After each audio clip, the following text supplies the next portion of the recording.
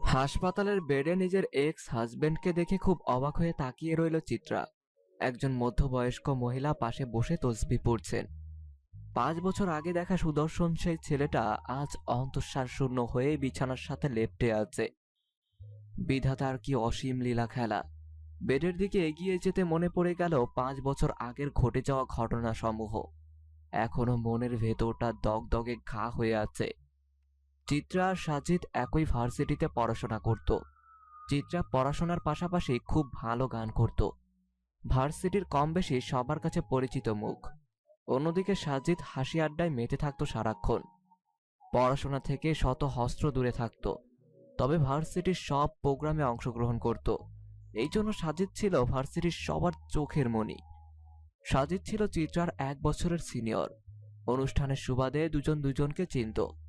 একদিন চিত্রা ভার্সিটি থেকে বাসায় ফিরছিল, এমন সময় সাজিদ এসে সামনে দাঁড়ায়। চিত্রা হকচকিয়ে গেল। কিছু বলবেন সাজিদ ভাইয়া? সব মেয়েরা আমায় দেখে পাগল হয়ে যায়, আর তুমি ভয় পেয়ে যাও। আমার সঙ্গ পেতে সবাই উৎসুক হয়ে থাকে, আর তুমি এড়িয়ে চলো কেন, জানতে পারি? চিত্রা সাজিদের কথাগুলো শুনে আরো ঘাবড়ে যায়। মনে মনে ভয় পেলেও মুখের ভঙ্গিতে সেটা লুকানোর চেষ্টা করে বলে, আপনি আমার সিনিয়র, আমরা তো ক্লাসমেট নই যে আপনার সঙ্গ পেতে চাইব। তাছাড়া আপনি আমার কোনো আত্মার আত্মীয় নন যে আপনাকে দেখে গদগদ হয়ে যাব। বাহ, এই প্রথম কোনো মেয়ের মুখে এমন কথা শুনলাম। আমার বন্ধুরা তবে ঠিকই বলেছে, তুমি আসলেই। আপনার বন্ধুরা কি বলেছে আর কি বলবে সেটা জানার কোনো আগ্রহ বা ইচ্ছে কোনোটি আমার নেই। দয়া করে আমায় যেতে দিন। যেতে তো দেবই, শুধু একটা কথা জানার ছিল। কি কথা? কাল তুমি নবীন বরণে গান গাইবে তো? নাম তো দিয়েছি, বাকিটা উপরওয়ালার ইচ্ছা। কথাটা বলে চিত্রা চলে গেল। সাজিদের বন্ধুরা এসে সাজিদকে সান্ত্বনা দিতে লাগলো। পরের দিন নবীন বরণ। চিত্রা ভার্সিটিতে আসতেই রানী বলল, ওয়াও চিত্রা, তোকে এই নীল শাড়িতে অপূর্ব লাগছে। ধ্যাত, সব সময় তোর ফাইজলামি। রানী ঠিকই বলেছে, অনেক সুন্দর লাগছে। জয়ী তার কথা শুনে চিত্রার কেমন একটা অস্বস্তি হতে লাগলো। মনে মনে বলল, শাড়িটা না পরে অন্য ড্রেস পরা উচিত ছিল। ধীরে ধীরে সবাই ভার্সিটিতে পৌঁছে গেল। যেহেতু নবীন বরণ, তাই অনেক মানুষ এসেছে। চিত্রাকে স্টেজে গান করার জন্য ডাকা হচ্ছে। চিত্রা এত মানুষ দেখে একটু ভয় পাচ্ছিল, যদি গানটা ভালো না হয়। এসব ভাবতে ভাবতে স্টেজে উঠল, গান গাওয়া শুরু করলো। আমাদের চিত্রা কি ভালো গায়, তাই না? রে রানী, সত্যি অসাধারণ গায়। চিত্রা গান শেষ করে স্টেজ থেকে নামতেই সাজিদ সামনে এসে বলল, নেক্সট টাইম আর কখনো শাড়ি পরবে না। আমি চাই না আমার জিনিস পাবলিক দেখুক। সাজিদের কথায় চিত্রা লজ্জা পেল। দৌড়ে রানী আর জয়িতার কাছে চলে এলো। কি রে সাজিদ ভাই, কি বলছিল তোকে? কই তেমন কিছু না। চিত্রা তার বান্ধবীদের সাথে আড্ডা দিতে লাগলো। খানিক বাদে একটা ছেলে এসে চিত্রার হাতে একটা চিরকুট ধরিয়ে দিল। চিত্রা সবার আড়ালে চিরকুটটা পড়ল। শোন, তোরা একটু বস, আমি এক্ষুনি আসছি। চিত্রা পুকুর পাড়ে চলে গেল। গিয়ে দেখে খুব একটা কেউ নেই। সাজিদ দূরে আকাশের দিকে মুখ করে দাঁড়িয়ে আছে। চিত্রা এসে বলল, কেন ডেকেছেন? তোমার সাথে আমার জরুরি কথা আছে। আপনি সিনিয়র ভাইয়া, আশা করি এমন কিছু বলবেন না যাতে আপনার দিকে তাকালে ঘৃণায় আমার মুখ ফিরিয়ে নিতে হয়। মিস চিত্রা, তাই আশা কড়াকড়ি বাদ দাও। শোনো মেয়ে, আমি তোমায় ভালোবাসি, আর তোমাকেই চাই। আমি কবি সাহিত্যিক নই, তোমায় কবিতা লিখে ইমপ্রেস করার মতো যোগ্যতা নেই। আমার তোমাকেই চাই। সাজিদের মুখে ভালোবাসার কথা শুনে চিত্রা নিজেকে কন্ট্রোল করতে পারে না। ঠাস করে একটা চড় মেরে দিল। আশেপাশে সবাই তাকিয়ে দেখছে তাদের। আর কখনো যেন এমন কথা আর না শুনি, এর ফল কিন্তু ভালো হবে না। চিত্রা চলে গেল। সাজিদ কিছু না বলে এক দৃষ্টিতে আকাশের দিকে তাকিয়ে বিড়বিড় করে কি যেন বলতে লাগলো। সেদিনের পর সাজিদকে ভার্সিটিতে দেখা যায়নি। কেটে গেছে কয়েক মাস। এরই মধ্যে চিত্রার সাগর নামে একটা ছেলের সাথে পরিচয় হয়। পরিচয় থেকে বন্ধুত্ব। বন্ধুত্বটা একসময় গিয়ে প্রণয়ে পরিণত হয়। সবসময় তাদের একসাথে দেখা যেত। সাগরও টুকটাক গান করত। হঠাৎ একদিন চিত্রা কাউকে কিছু না জানিয়ে সাগরকে বিয়ে করে ফেলে। চিত্রার মা নেই, বিয়েতে তার বাবার খুব আপত্তি ছিল।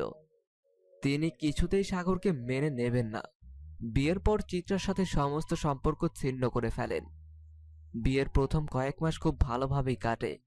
ধীরে ধীরে সাগরের আসল চেহারা বেরিয়ে আসতে লাগলো। সাগর কোনো কাজকর্ম করতে চাইতো না। চিত্রার কাছে নেশার টাকা চাইতো। গান করে যে কটা টাকা পেত সব সাগর জোর করে নিয়ে যেত। আর টাকা দিতে না পারলে চিত্রাকে মারধর করা শুরু করত। সাগরের অত্যাচারের মাত্রা বেড়ে যাচ্ছে। চিত্রার সহ্য শক্তি হারিয়ে ফেলছে।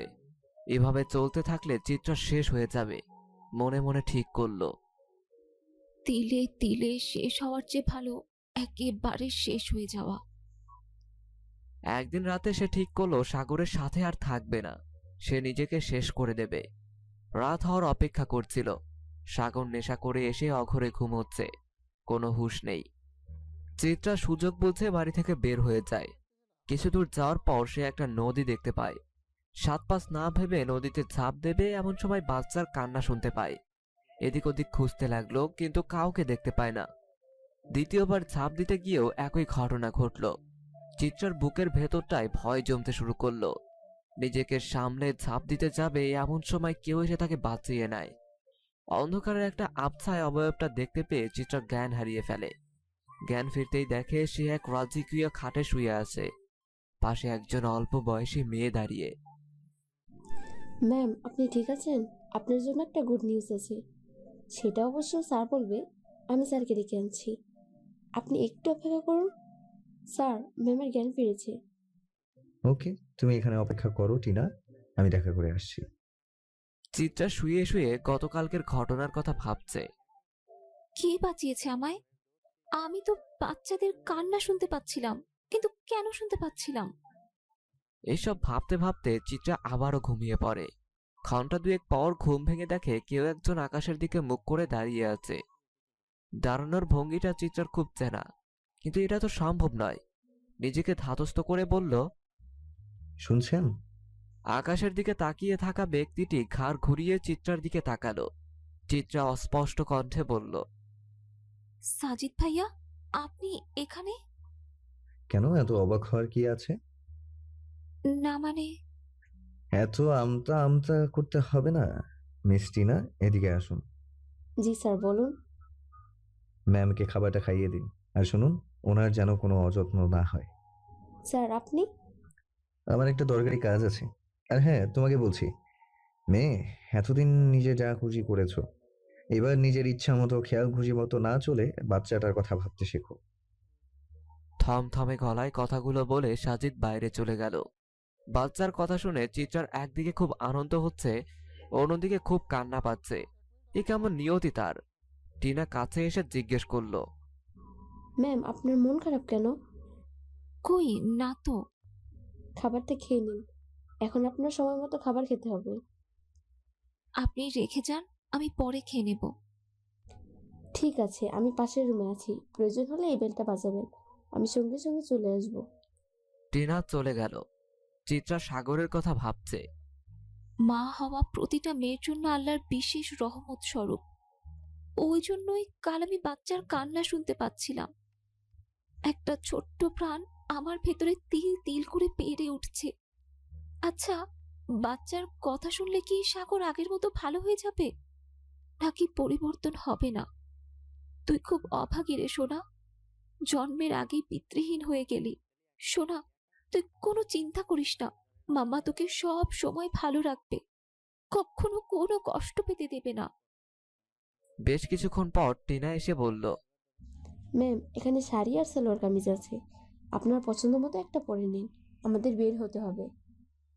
টিনা আপু, আমরা কোথায় যাব? স্যার, আপনার জন্য ডাক্তারের চেম্বার অপেক্ষা করছে। উনি গাড়ি পাঠিয়েছেন। আমাদের এক্ষুনি যেতে হবে। চিত্রা একটা শাড়ি পরে নিল, তারপর গাড়িতে বসে পড়ল। আধ ঘন্টা পরে একটা হাসপাতালের সামনে গাড়ি থামলো। টিনা সাবধানে চিত্রাকে নিয়ে গেল ডক্টরের চেম্বারে। অনুমতি নিয়ে রুমে প্রবেশ করলো। চিত্রাকে দেখে সাজিদ অপলকভাবে তাকিয়ে রইল, যেন তার চোখ দুটো বহুদিনের তৃষ্ণার্ত মিটিয়ে নিচ্ছে। সাজিদকে এভাবে তাকিয়ে থাকতে দেখে চিত্রার অস্বস্তি হতে লাগলো। স্যার, ম্যামকে নিয়ে এসেছি। টিনার কথায় সাজিদের কোনো পরিবর্তন হলো না। মিস্টার খান, ডক্টরের এমন ঝাঁঝালো কণ্ঠ শুনে সাজিদের হুঁশ ফিরে আসলো। এমন একটা সুন্দর মুহূর্তে একটা কর্কশ কণ্ঠ অপ্রত্যাশিত। সাজিদের অসহ্য লাগলো। টিনাকে ইশারা করলো বাইরে অপেক্ষা করার জন্য। ডক্টর চিত্রাকে ভালোভাবে পর্যবেক্ষণ করতে লাগলো। নার্স ওনাকে নিয়ে গিয়ে টেস্টগুলো করিয়ে 8 ঘন্টার মধ্যে রিপোর্ট নিয়ে আসো। নার্স চিত্রাকে নিয়ে গেল। ডক্টর, চিত্রা ঠিক আছে তো? ওর বাচ্চা কেমন আছে? দেখুন, ওনার শরীরের অবস্থা খুব খারাপ, শরীরে অনেকটা দুর্বল, মানসিকভাবে বিধ্বস্ত। ওনার প্রপার ট্রিটমেন্ট দরকার, না হলে বাচ্চাকে কোনোভাবেই বাঁচানো সম্ভব নয়। ওষুধ শুধু ওনার শারীরিক অবস্থায় উন্নতি করতে পারবে, কিন্তু মানসিক সুস্থতা আপনাকে করতে হবে। উনি যেন সবসময় হাসি খুশিতে থাকে, তার খেয়াল রাখতে হবে। আচ্ছা, আপনি তো ওনার হাজবেন্ড, আপনাকে আমি যতটুকু চিনি ওনার তো এই অবস্থা হওয়ার কথা নয়। আপনি ভুল ভাবছেন ডক্টর, উনি আমার হাজবেন্ড নয়। চিত্রার গলার আওয়াজ শুনে সাজিদ নড়ে চড়ে বসলো। সাজিদের দিকে একবার তাকিয়ে চিত্রা আবার বলা শুরু করলো। ডক্টর, উনি আমার কেউ নন, তাই আমার শরীরের অবস্থা সম্পর্কে ওনাকে বলে শুধু শুধু বিভ্রান্ত করছেন। আপনি যা বলার আমায় বলুন, আমি সবটা মেনে চলার চেষ্টা করব। উনি তো এতক্ষণ ধৈর্য ধরে কথাগুলো শুনছিলেন। আচ্ছা, যাই হোক, আপনার অভিভাবক কাউকে ডাকুন। দেখুন, আপনি তো পেশেন্ট, তাই আপনাকে সব কথাগুলো বলতে আমি বাধ্য হলেও এই ব্যাপারগুলো আপনার হাজবেন্ড বা ফ্যামিলির জন্য কাউকে বলা উচিত, কারণ আপনি আপনার দেখাশোনা ঠিকভাবে করতে পারবেন না। আপনি বলুন, আমার কেউ নেই, আমি একাই, তাই নিজের খেয়াল নিজেকেই রাখতে হবে। চিত্রার কথাগুলো শুনে সাজিদের প্রচুর রাগ হতে লাগলো। মনে মনে চিত্রাকে খুব বকা দিচ্ছিল। নিজেকে সামলাতে না পেরে বলল, আচ্ছা ডক্টর, ওনাকে এখানে আর কোনো প্রয়োজন আছে? না মিস্টার সাজিদ, রিপোর্ট আসলে সে অনুযায়ী ওষুধ দেওয়া হবে, আর প্রত্যেক মাসে একবার করে চেক আপে আসতে হবে। That's it. Okay, thank you so much. Miss Tina, একবার এদিকে আসুন তো। টিনা ভেতরে আসতে সাজিদ বলল, মিস টিনা, ওনাকে নিয়ে আমার গাড়িতে অপেক্ষা করুন, আমি এক্ষুনি আসছি। সাজিদ চলে যেতে বলায় চিত্রার বেশ রাগ হয়। দাঁত কিরমির করে কি যেন বলতে লাগলে। সাজিদ চিত্রার দিকে তাকিয়ে দেখে চিত্রা বিড়বিড় করছে। এমনভাবে দাঁত কামড়ে ধরলে দাঁত পড়ে যাবে। বয়স তো এখনো কম, এই কম বয়সে দাদি নানি হওয়ার এত ইচ্ছে? আচ্ছা। সাজিদের আকাশে ছুড়ে দেয়া কথাটা চিত্রা বুঝতে পেরে টিনার সাথে চলে গেল। সাজিদ ডক্টরের কাছ থেকে সব জেনে নিল। ঔষধপত্র নিয়ে 8 ঘন্টা পরে গাড়িতে ফিরে এলো। গাড়িতে বসে ড্রাইভারকে গাড়ি চালাতে বলল। ড্রাইভার গাড়ি চালানো শুরু করলো। ঘুম ভেঙে চিত্রাকে খুঁজতে লাগলো সাগর। তার প্রচন্ড নেশার টান উঠেছে। পুরো ঘর তছতছ করে ফেলছে টাকা খুঁজতে গিয়ে, কিন্তু কোথাও একটা আধুলের ছিটে ফোঁটাও পর্যন্ত নেই। তার প্রচন্ড কষ্ট হচ্ছে। এক্ষুনি নেশা করতে হবে, নইলে যে সে শেষ হয়ে যাবে। ঘরের একটা কোনায় চিত্রার হারমোনিয়ামটা দেখতে পায়। মাথার মধ্যে দুষ্টু বুদ্ধি ঢেউ খেলে যায়। একটা শয়তানি হাসি দিয়ে বলে, হারমোনিয়ামটা বিক্রি করে অনেকখানি টাকা পাওয়া যাবে। মোটামুটি 3-4 দিনের জন্য নিশ্চিন্ত মনে থাকবো। তারপর আমার চিতা বেবির থেকে আবার টাকা নেওয়া শুরু করব। একটা কাপড়ের টুকরো নিয়ে এসে হারমোনিয়ামটাকে ভালোভাবে পরিষ্কার করে ব্যাগে ঢুকিয়ে বেরিয়ে পড়ে। ড্রাইভার সাহেব, সামনে একটু ব্রেক করেন, আমি নামবো। মিস টিনা, আপনি চিত্রাকে নিয়ে বাড়ি যান। দুইজনে ফ্রেশ হয়ে খেয়ে রেস্ট নিন, আর ওনার একটু খেয়াল রাখবেন। জি স্যার, অবশ্যই। সাজিদ গাড়ি থেকে নেমে কাকে যেন কল করলো। হ্যালো, আমি এক্ষুনি আসছি। মিনিট 5 অপেক্ষার পর একটা গাড়ি এসে সাজিদের সামনে দাঁড়ায়। সাজিদ মানিব্যাগ থেকে কিছু টাকা বের করে বলে, ড্রাইভার সাহেব, এই নিন, আপনি একটা ট্যাক্সি নিয়ে চলে যান। সাজিদ গাড়ি নিয়ে চলে গেল। গাড়ি চালাতে চালাতে কাল থেকে ঘটে যাওয়া ঘটনা নিয়ে ভাবছে। জীবনে চলার পথে কত শত মানুষের সাথে দেখা হয়, কত ঘটনা ঘটে। কিছু ঘটনা মনের মধ্যে দাগ কেটে যায়। চিত্রা তাকে অপমান করার পর আর কখনো সে চিত্রার সামনে গিয়ে দাঁড়ায়নি, কিন্তু চিত্রার খোঁজ খবর নিতে কখনো কার্পণ্য করেনি। গতকাল চিত্রার কথা খুব মনে পড়ছিল, তাই কাজ শেষ করে নদীর পাড়ে আসছিল। মন খারাপ থাকলে সবসময় এই জায়গায় এসে বসে থাকে। গাড়ি থেকে নামতেই দেখে দূরে একটা মেয়ে নদীর দিকে ছুটে যাচ্ছে। মেয়েটার ভাবগতিক সুবিধার লাগছিল না, তাই দৌড়ে গিয়ে মেয়েটাকে ধরল। কিন্তু ততক্ষণে মেয়েটা অজ্ঞান হয়ে গেছে। ফোনের ফ্ল্যাশ অন করে দেখে এ তো তার সেই স্বপ্নকুমারী, যাকে এত সাধনা করেও পায়নি, তাকে এই অবস্থায় দেখবে ভাবতে পারেনি। তাড়াহুড়ো করে গাড়িতে তুলে বাসায় নিয়ে গেল। ফোনের রিংটোনে সাজিদের ভাবনার রেশ কাটল। নাম্বার দেখে আর রিসিভ করলো না। একটু পর ট্রাফিক জ্যাম পড়ল। আধ ঘন্টা ধরে বসে আছে। আজকাল জ্যামের কারণে রাস্তার গাড়ি চালানো অসহ্যকর। চোখে মুখে বিরক্তির ছাপ স্পষ্ট হয়ে ফুটে উঠেছে। গাড়ির জানালা নামিয়ে বাইরে তাকাতেই দেখে ফোনের রিংটোনে সাজিদের ভাবনার রেশ কাটল। নাম্বার দেখার পর রিসিভ করতে ইচ্ছে করলো না, যেন এক প্রকার এড়িয়ে গেল। একটু পরে ট্রাফিক সিগন্যাল কাটিয়ে কিছু দূর এগোতেই ট্রাফিক জ্যাম। আধ ঘন্টা ধরে বসে আছে, কিন্তু কোনো পরিবর্তন নেই। গাড়িগুলো নির্বিকারভাবে আটকে আছে। কেউ কেউ অসহ্য হয়ে হর্ন বাজিয়ে যাচ্ছে। আজকাল জ্যামের কারণে রাস্তার গাড়ি চালানো সবচেয়ে ধৈর্যের কাজ। সাজিদের চোখে মুখে বিরক্তির ছাপ স্পষ্ট হয়ে ফুটে উঠেছে। গাড়ির কাঁচ নামিয়ে বাইরে তাকাতেই দূর থেকে একটা পরিচিত মুখ দেখতে পায়। পরিচিত মুখের ব্যক্তিটিকে গাড়ির দিকে এগিয়ে আসতেই সাজিদ অন্যদিকে মুখ ঘুরিয়ে নেয়। নিজেকে আড়াল করে সেই ব্যক্তিটিকে দেখতে থাকে। ব্যক্তিটি আর কেউ নয়, চিত্রার স্বামী সাগর। কাঁধে একটা ব্যাগ নিয়ে তাড়াহুড়ো করে একটা দোকানের দিকে যাচ্ছিল। সাজিদ গাড়ি থেকে নেমে সাগরের পিছু নিল। কিঞ্চিত দূরত্ব বজায় রেখে সে সাগরকে অনুসরণ করতে লাগলো। কিছুক্ষণ বাদে সাগর দোকান থেকে বের হয়ে উল্টো দিকে হাঁটা দিল। সাজিদ দেরি না করে ওই দোকানে গেল। দোকানে ঢুকতেই একটা মাঝবয়সী লোক এসে বলল, কি লাগবো কন? হারমোনিয়াম, সেতার, বীণা, তবলা সকল কিছু আছে। ইচ্ছা হলে রেডিমেড নিতে পারেন, আবার নিজের পছন্দ অনুযায়ী কিনা নিতে পারেন। আমার একটা ইনফরমেশন চাই, আশা করি আনসার পাবো। লোকটা ইংরেজিটা বুঝতে না পেরে একজনকে ডেকে বলল, এই ফাটকা উনি কি কইতাছে দেখ দেখিনি। আমি তো সব ইংরেজি ফিংরেজি বুঝি না। তুই তো তাও ক ক্লাস পড়লি। একটা অল্প বয়সী ছেলে কান খোঁচাতে খোঁচাতে বলল, মালিক, আমার নাম ফটিক। আপনি আমারে ফটকা কইয়াবেন না। আমার একটা প্রেস্টিজ আছে না? হয়েছে, তুই আমার আর জ্ঞান দিতে আইবি না। কামের মধ্যে ফটিক এসে বলল, স্যার কন। একটু আগে একটা ছেলে ব্যাগ কাঁধে নিয়ে এসেছিল। যাওয়ার সময় তার সাথে কোনো ব্যাগ ছিল না। কেন এসেছিল তুমি জানো? হ্যাঁ, জানবো না কেন? উনি একটা হারমোনিয়াম বেচতে আইছে, মানে মতো টাকা পাইছে, বেচা দিছে। ওই হারমোনিয়ামটা একটু দেখতে পারি? এক্ষুনি আনতেছি। ফটিক হারমোনিয়ামটা সাজিদের সামনে নিয়ে আসলো। হারমোনিয়ামটা তার খুব চেনা। হারমোনিয়ামের বাম পাশে একটা নাম দেখে সাজিদ হাসির রেখা টেনে বলল, যে নিতে পারেন। মালিক মালিক, কি হয়েছে কি? সারের মতো চেঁচাস কেন? স্যার, হারমোনিয়ামটা নিতে চাই। দোকানের মালিকের থেকে সাজিদ হারমোনিয়ামটা কিনে নেয়।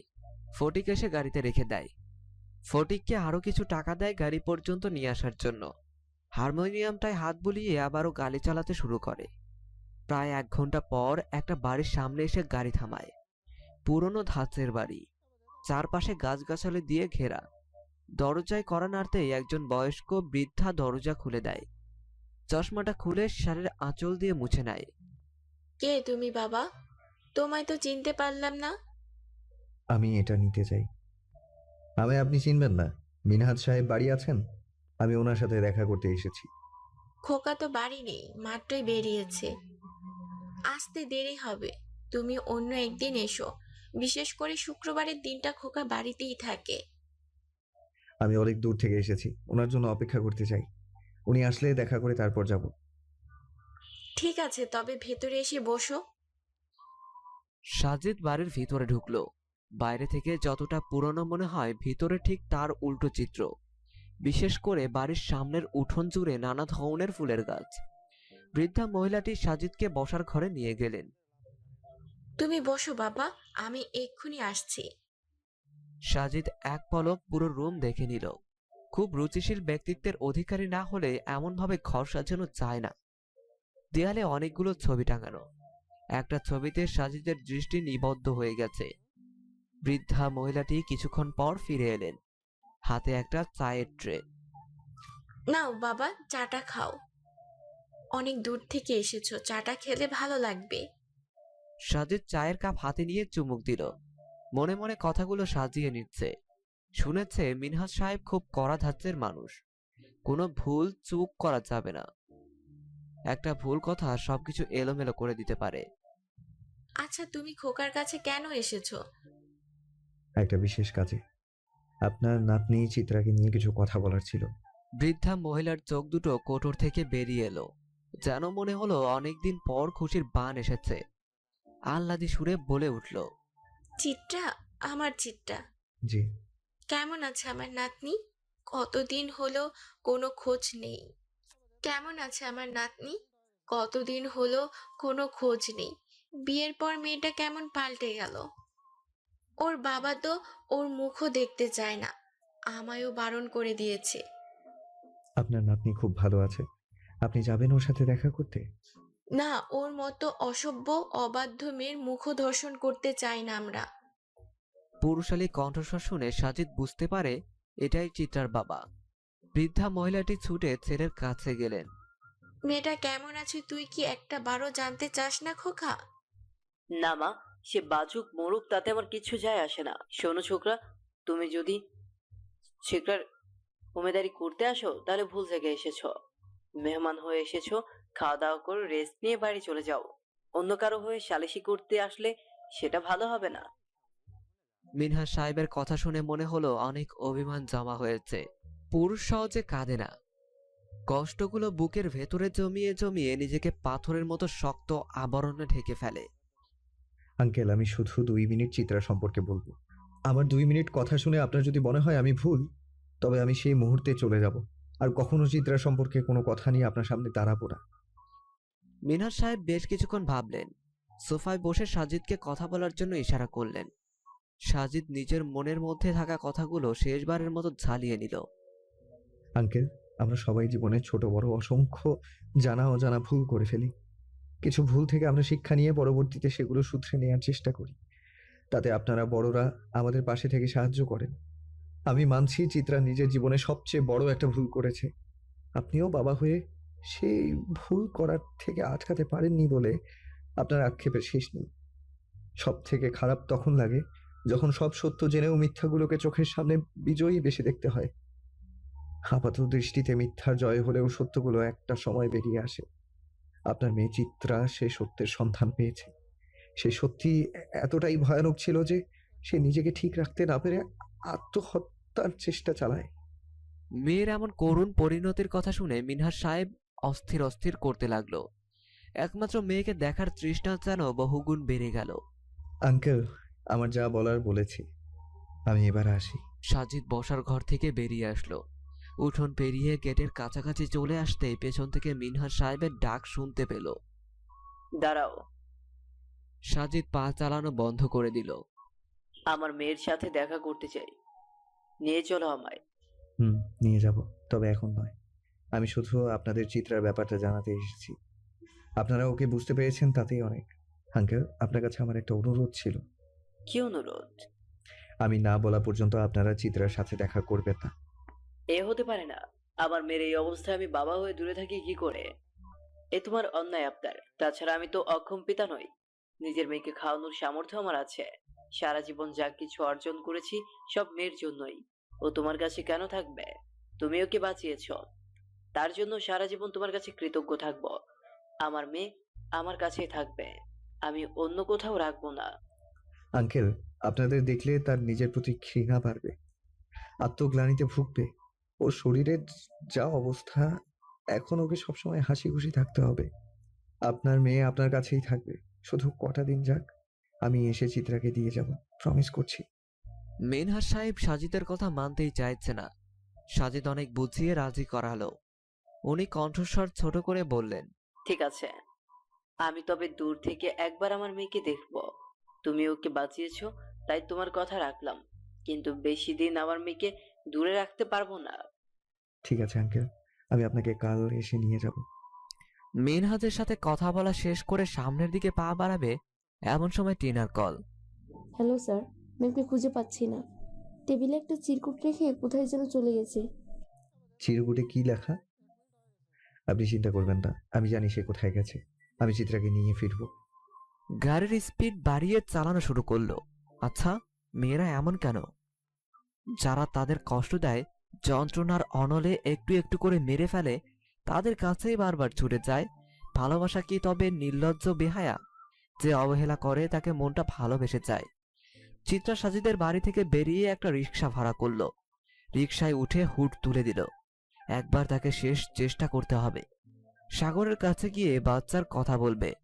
হয়তো বাচ্চার কথা শুনে সাগরের সুবুদ্ধি হবে। একটা ক্ষীণ আশা যেন তাকে সাহস জুগিয়ে যাচ্ছে। গরমে ঘেমে নিয়ে একাকার হয়ে গেছে। বৃষ্টির কোনো লক্ষণ দেখা যাচ্ছে না। চিত্রার খুব পিপাসা পেয়েছে।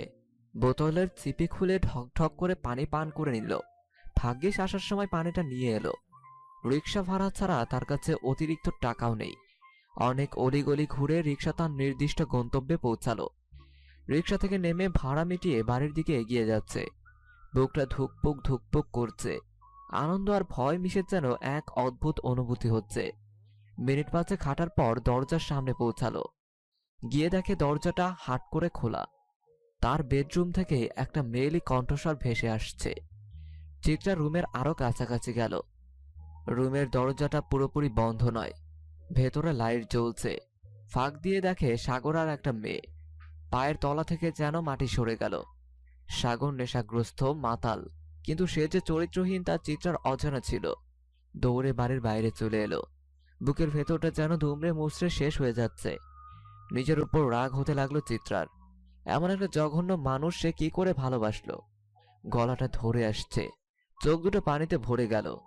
চোখের পাতা ফেললেই যেন পানিগুলো ঝরঝর করে ঝরে পড়বে। কান্না করার মতো কিছুই হয়নি মেয়ে।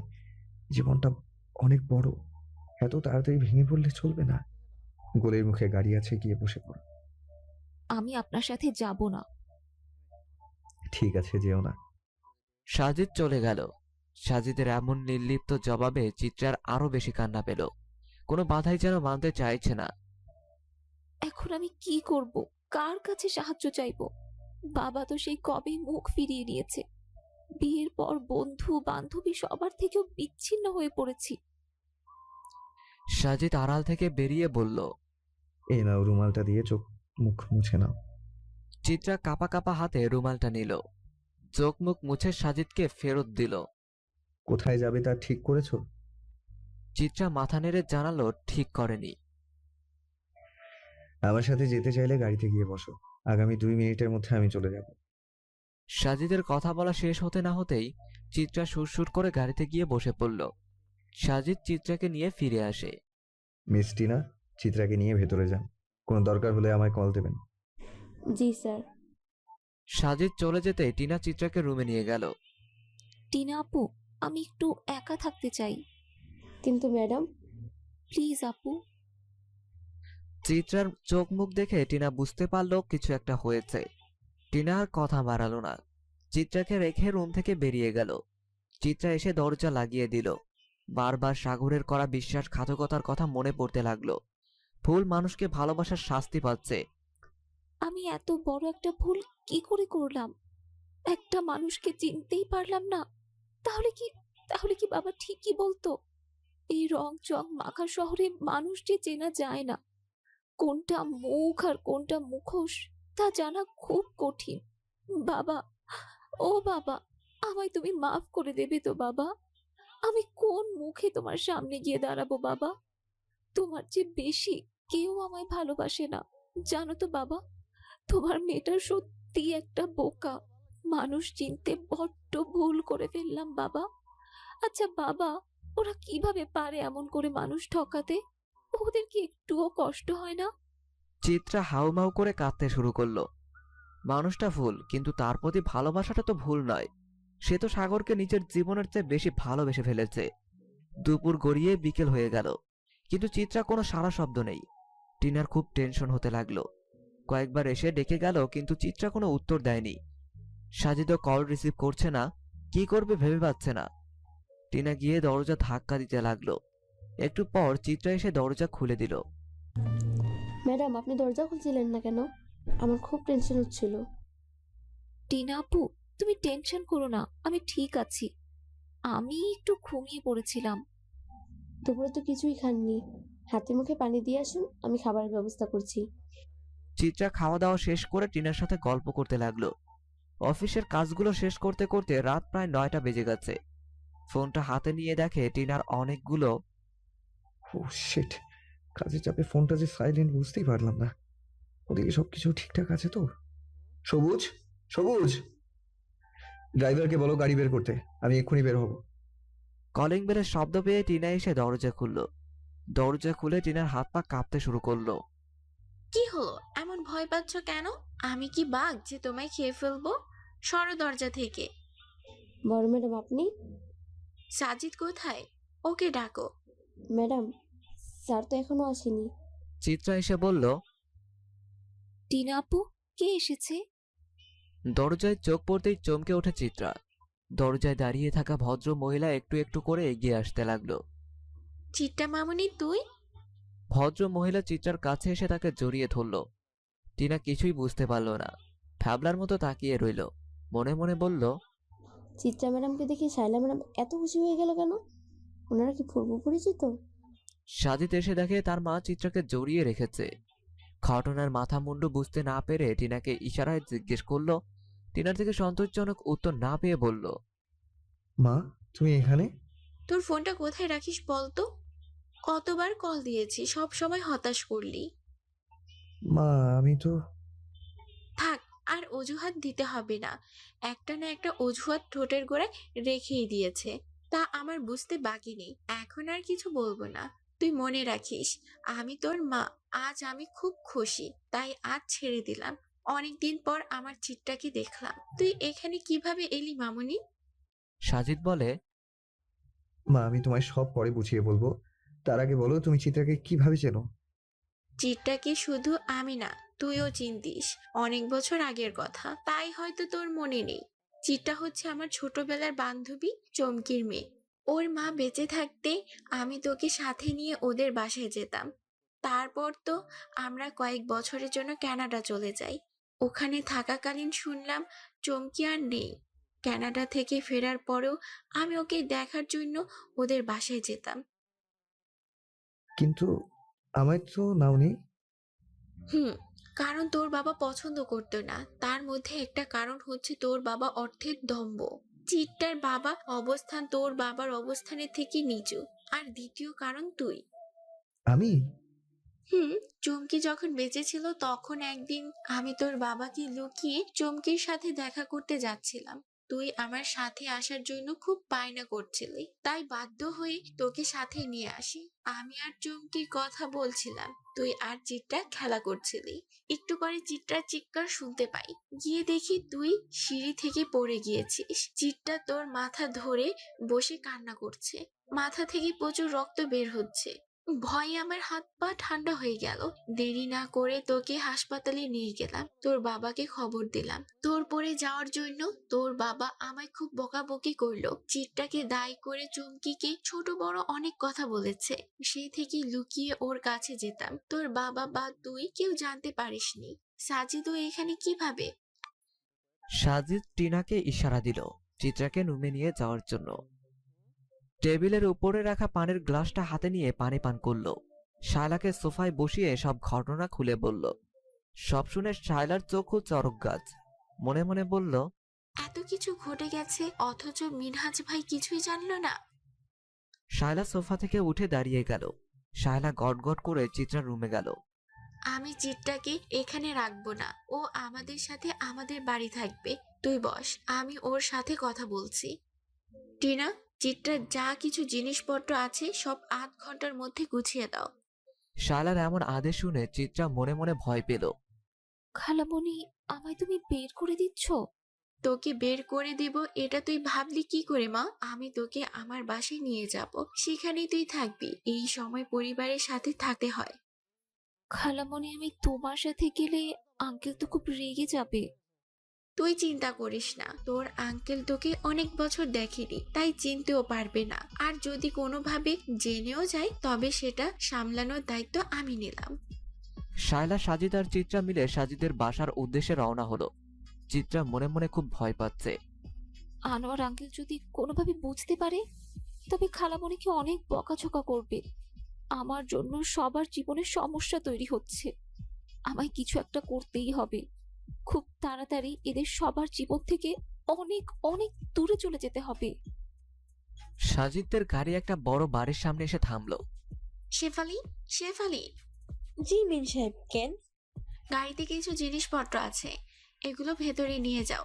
ও মা চিত্রা, তুই বসে আছিস কেন? নেমে আয়। শায়লার ডাক শুনে চিত্রা অতি সন্তর্পণে নেমে এলো। চারপাশটা ভালোভাবে দেখতে লাগলো। বাড়িটা খুব সুন্দর, একদম রাজপ্রাসাদের মতো। শেফালি জিনিসপত্র নিয়ে ভেতরে গেল। শায়লা চিত্রার হাত ধরে ভেতরে ঢুকলো। মিন সাহেব, এগুলো কোনখানে রাখুন? দোতলায় নিয়ে যা।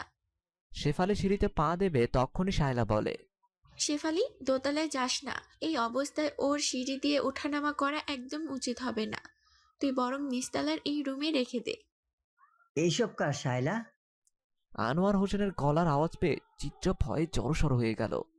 শায়লার পেছনে নিজেকে আড়াল করার বৃথা চেষ্টা চালাতে লাগলো। এই মেয়েটি কি শায়লা? ও আমার এক বান্ধবীর মেয়ে। ওর বাবা মা একটা কাজে দেশের বাইরে গেছে, তাই এখানে আমাদের সাথে থাকবে। আনোয়ার সাহেব চিত্রাকে ডাকলেন। চিত্রা যেতে চাইছে না।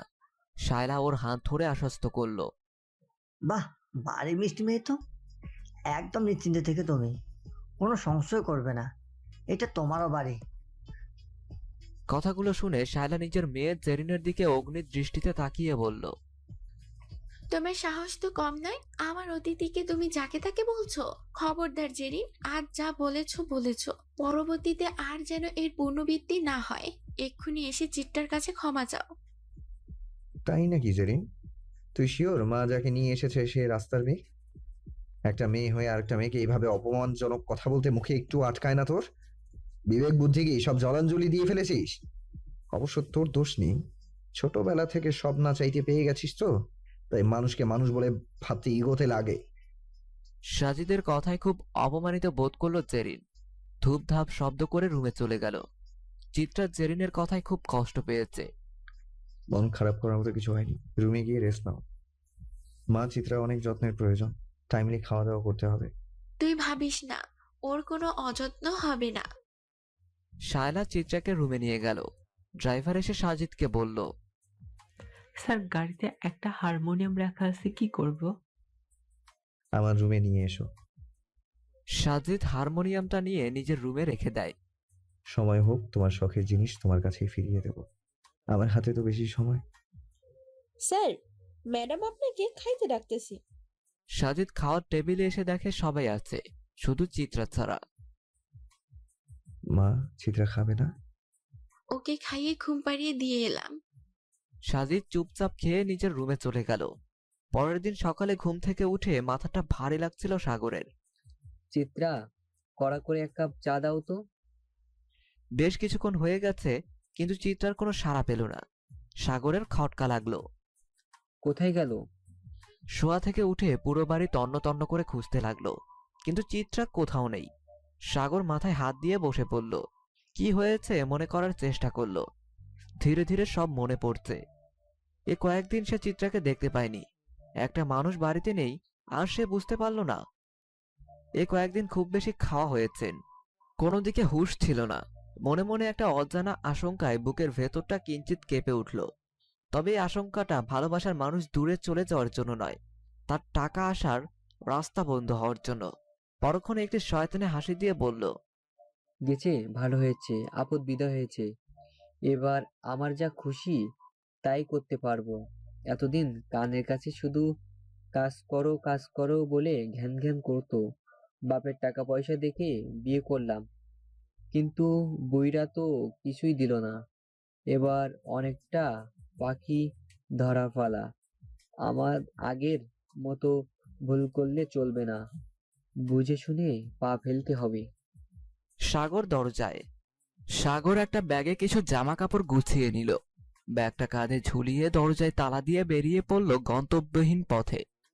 চিত্রা কোথায় আছে, কি অবস্থায় আছে খোঁজ করার প্রয়োজন বোধ করেনি। চিত্রার রুমের সাথে একটা বারান্দা, বারান্দার সামনে একটা ফুলের বাগান। বারান্দা গিয়ে আকাশের দিকে তাকিয়ে দেখে বড্ড মেঘ জমেছে, যে কোনো সময় বৃষ্টি নামবে। অজানা কারণে চিত্রার মনটা খুব খারাপ। আজকাল যেন সবকিছুই প্রাণহীন লাগে। শুধু বাচ্চাটার কথা ভেবে নিজেকে ভালো রাখার চেষ্টা করে যায়। হঠাৎ করে তার হারমোনিয়ামটার কথা মনে পড়ে যায়। কতদিন হারমোনিয়ামে সুর তোলা হয়নি। দু চোখ বেয়ে অশ্রু গড়িয়ে পড়ে। চিত্রা ম্যাডাম। টিনা আপু, তুমি? আসলে আপনার কথা খুব মনে পড়ছিল, তাই দেখতে চলে এলাম। খুব ভালো করেছো। ম্যাডাম, আপনার কাছে আমার একটা আবদার আছে। কি আবদার? আজ বিকেলে আমার সাথে একটু ঘুরতে যাবেন? বেশিক্ষণ থাকতে হবে না। কিন্তু খালামণি? বড় ম্যাডামের পারমিশন নিয়েছি। ঠিক আছে, তবে তো আর কোনো বাধাই রইল না। আচ্ছা, আমি এসে আপনাকে নিয়ে যাব। টিনা উঠে চলে যাচ্ছিল, এমন সময় চিত্রা বলল, আমি যাব না। টিনা কিছুটা হতাশ হলো।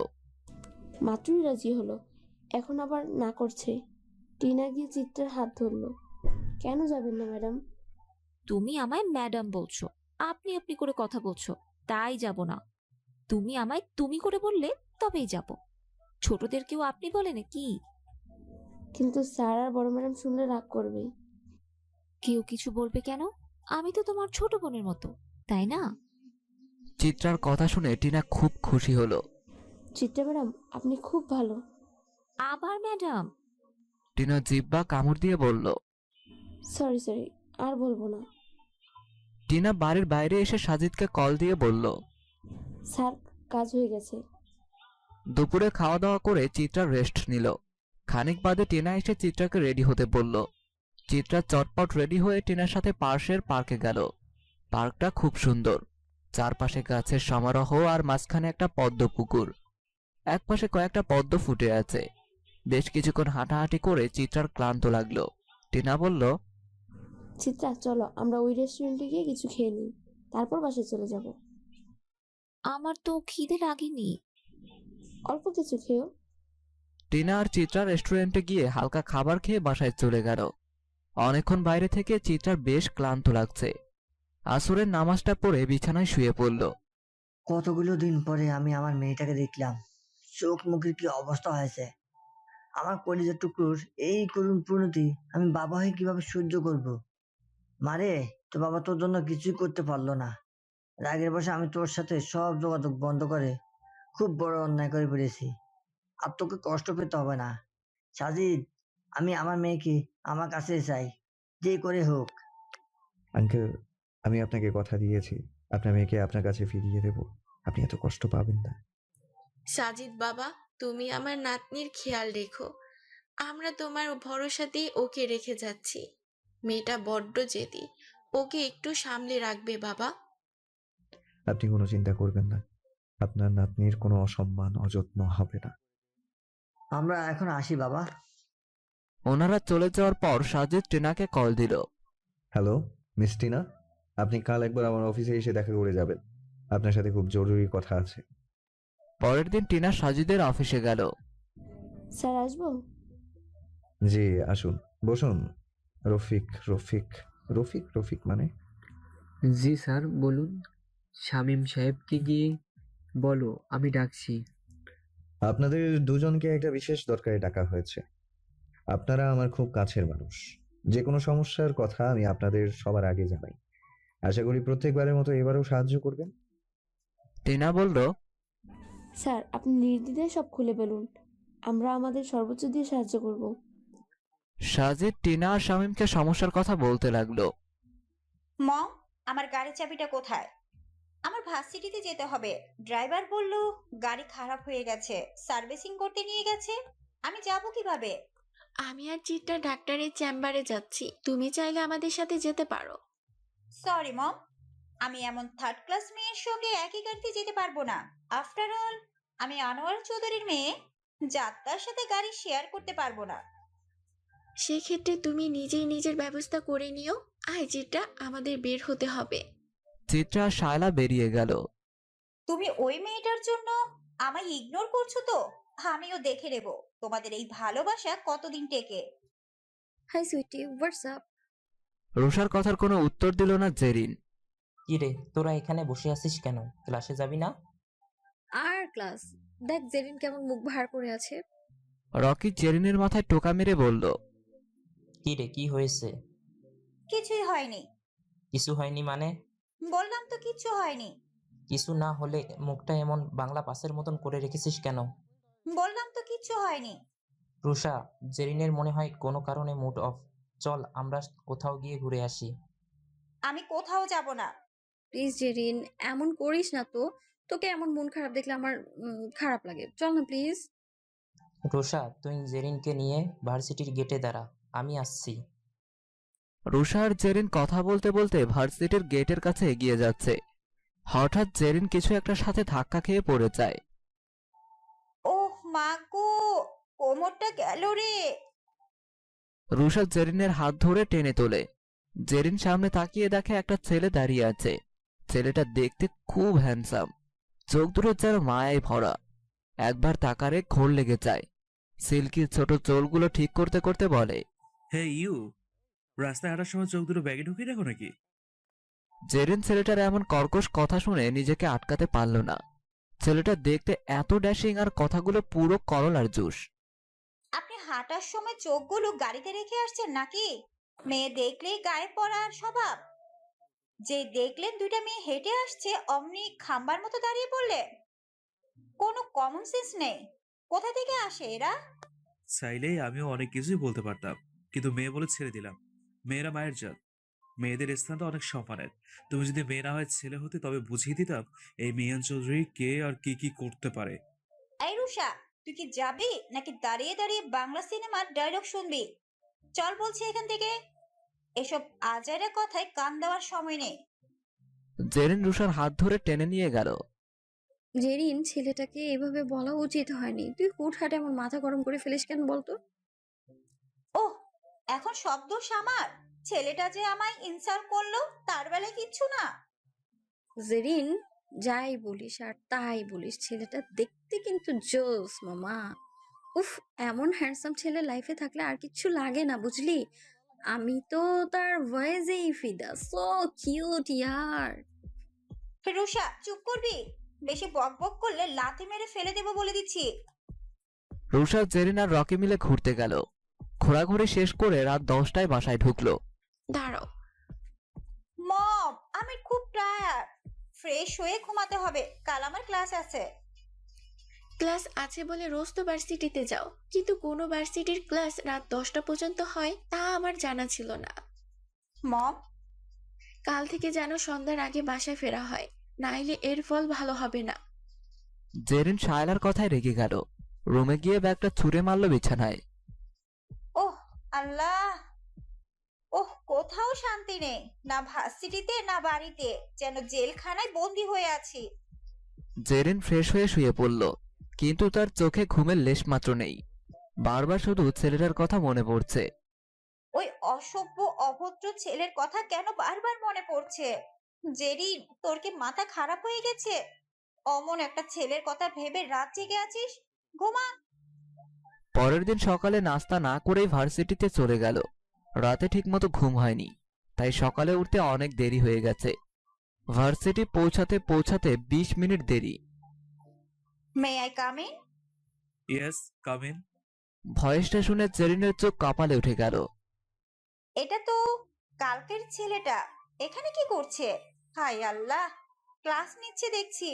তবে কি আপনাকে কি ইনভাইট করে নিয়ে আসতে হবে, নাকি কেউ গলায় ফুলের মালা দেবে তার জন্য অপেক্ষা করছেন? মিহানের কথায় রুষা ছাড়া ক্লাসের বাকি সবাই হো হো করে হেসে উঠল। মিহান চোখ পাকিয়ে বলল, হ্যাঁ, don't love, keep silent. Jerin গুটি গুটি পায়ে রুষার সাথে গিয়ে বসলো। রুষা, এই ছেলে এখানে কি করে? উনি আমাদের নতুন টিচার সুইটি। ক্লাসরুমে কেউ কথা বলবেন না, আপনারা যথেষ্ট ম্যাচিওরড। আর সবচেয়ে বড় কথা, বেশি ইম্পর্টেন্ট কথা হলো, আগামীকাল থেকে কেউ দেরি দিয়ে এলে ক্লাসে ঢুকতে দেওয়া হবে না। আশা করি বিষয়টা মাথায় রাখবেন। এবার আমরা পড়া শুরু করি। মিহান ক্লাস থেকে চলে যাওয়ার পর রুষা বলল, তোকে বারবার বলেছি এতটা বাড়াবাড়ি না করতে। এবার কি হবে জেরিন? স্যার যদি পরীক্ষার খাতায় বড় বড় দুটো জিরো দেয়, মান সম্মান তো ভার্সিটিতে গড়াগড়ি খাবে। এই তুই কি টুকলি করে পাশ করেছিস নাকি? জিরো পাবো কেন? আজব কথাবার্তা সব। মিহানকে দেখার পর জেরিন পড়াশোনায় আরো আগ্রহী হয়ে উঠেছে। ঘুরতে যাওয়া, আড্ডা দেওয়া কমিয়ে দিয়েছে। জেরিন যে মিহানের সাথে একটু একটু করে আষ্টে পিষ্টে জড়িয়ে যাচ্ছে তা স্বয়ং মিহানও জানে না। দিনরাত মিহানের ভাবনায় ডুবে থাকে। যে জেরিনের চোখের দিকে তাকিয়ে কেউ কথা বলার সাহস পেত না, এখন সে জেরিনকে কেউ বাজে কথা বললেও কানে তোলে না। রুষা আর রকি তো অবাক, এই জেরিন তাদের কাছে বড্ড অচেনা। এই তোর কি হয়েছে বলতো? কি হবে? সবই তো ঠিকঠাক আছে। কিছু তো একটা হয়েছে। তুই কারো প্রেমে টেমে পড়িসনি তো? পাগল নাকি তোরা? আমি আর প্রেম বিপরীত মেরু। আমি করব প্রেম, তবে তো হয়ে গেল। কথাগুলো বলতে বলতে থেমে গেল জেরিন। তার থেকে বেশ খানিকটা দূরে ফিশের সাথে কথা বলছে মিহান। জেরিনের হার্ট খুব দ্রুত বিট করছে। মনে মনে বলল, আমার ভয়ঙ্কর অসুখ হয়েছে রে রুষা, যার ওষুধ শুধু সামনে দাঁড়িয়ে থাকা ওই সুদর্শন পুরুষটির কাছে আছে, যে সামনে আসলে আমার সব কিছু এলোমেলো হয়ে যায়, যার চোখের চাহনি আমি বারবার হারিয়ে যাই অতই সাগরে। তাকে এক নজর দেখার আশায় সবকিছু উপেক্ষা করে ছুটে আসি। এটাই কি তবে প্রেমানুভূতি? এটাই কি তবে ভালোবাসার বাহিত অসুখ? আমি যে প্রেম রোগে আক্রান্ত রুষা। এই জেরিন, ওইদিকে তাকিয়ে কি এত ভাবছিস বলতো? এতক্ষণ ধরে ডাকছি, কোনো সাড়া দিচ্ছিস না কেন? জেরিন মুস্কে এসে বলল, কিচ্ছু হয়নি, তোরা বস, আমি আসছি।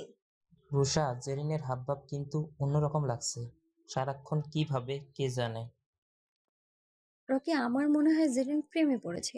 একটা মেয়ের মধ্যে এইসব পরিবর্তন তখনই আসে যখন সে কাউকে ভালোবাসে, কিন্তু ভালোবাসার মানুষটিকে মুখ ফুটে কিছু বলতেই পারে না। রকি হাসতে হাসতে বলল, রুষা, তুই বরং একটা কোচিং সেন্টার খুলে বস। সাইনবোর্ডে বড় বড় করে লেখা থাকবে, এখানে ভালোবাসা সম্পর্কিত পড়াশোনা করানো হয়। এলেন আমার মনোবিজ্ঞানী আনারকলি। 32 পাটি বের না করে ভেতরে ঢুকিয়ে রাখ। ওগুলো বের হলে তোকে পুরো বান্দরের চাচার মতো লাগে। বেশ কিছুদিন কেটে গেল। জেরিন পড়ছে অব্যক্ত ভালোবাসার দহনে, চিত্রার ভুগছে বিচ্ছেদের অনলে। মিস টিনা, যে করে হোক আমাদের প্ল্যানটা সাকসেসফুল করতে হবে, নইলে আমাদের সব ভেস্তে যাবে। স্যার, বড় ম্যাডাম আমাদের হেল্প করতে পারে, বাকিটা আমি আর আপনি আর শামীম স্যার মিলে ম্যানেজ করে নেব। ঠিক বলেছ। আমি মায়ের সাথে কথা বলে আসছি। তোমরা রেডি তো? জি স্যার। চিত্রা, কি করছিস মা? বসে আছি খালামুনি। শোন না, তোর আমি আমার বড় আপার বাসায় যাচ্ছি। আপা অনেকবার বলেছে তোকে নিয়ে যাওয়ার জন্য। তোর যদি কোনো অসুবিধা না হয়। কোনো অসুবিধে নেই খালামুনি। কখন যাবে? এই তো এখন, তুই এই শাড়িটা পরে নে। আচ্ছা খালামুনি। চিত্রা শাড়িটা পরে রেডি হয়ে নেয়। শায়লা এসে চিত্রাকে নিয়ে যায়। আড়ালে থাকা সাজিদকে ইশারা দেয়। শায়লা আর চিত্রা বেরিয়ে যাওয়ার পর টিনা, সাজিদ, শামীম আরো কয়েকজন মিলে চিত্রার রুমটা সাজিয়ে ফেলে। শায়লা তার বড় বোনের বাড়িতে যায়। ওখানে অনেকক্ষণ আড্ডা দেয়। সবার সাথে হাসি মজা করতে করতে অনেক রাত হয়ে যায়। রাত প্রায় 12টা ছুঁই ছুঁই। সাজিদের একটু একটু টেনশন হচ্ছে, চিত্রার সবকিছু পছন্দ হবে তো। হঠাৎ গাড়ির হর্ন শুনতে পায়। সাজিদ জানালা দিয়ে দেখে শায়লা গাড়ি থেকে নামছে। মিস টিনা, ওরা আসছে, আপনারা আড়ালে থাকুন। চিত্রা রুমের সামনে এসে দেখে দরজা বন্ধ। সে তো যাওয়ার সময় দরজা বন্ধ করেনি। ফ্রুকুসকে দরজাটা হালকা করে ধাক্কা দিল। রুমে ঢুকে লাইট আর ফ্যান অন করে অবাক হয়ে রইল। তার রুমটা ফুল দিয়ে সুন্দর করে সাজানো। উপর থেকে গোলাপ বৃষ্টি হচ্ছে। দেয়ালে বড় বড় করে হ্যাপি বার্থডে টু ইউ লেখা।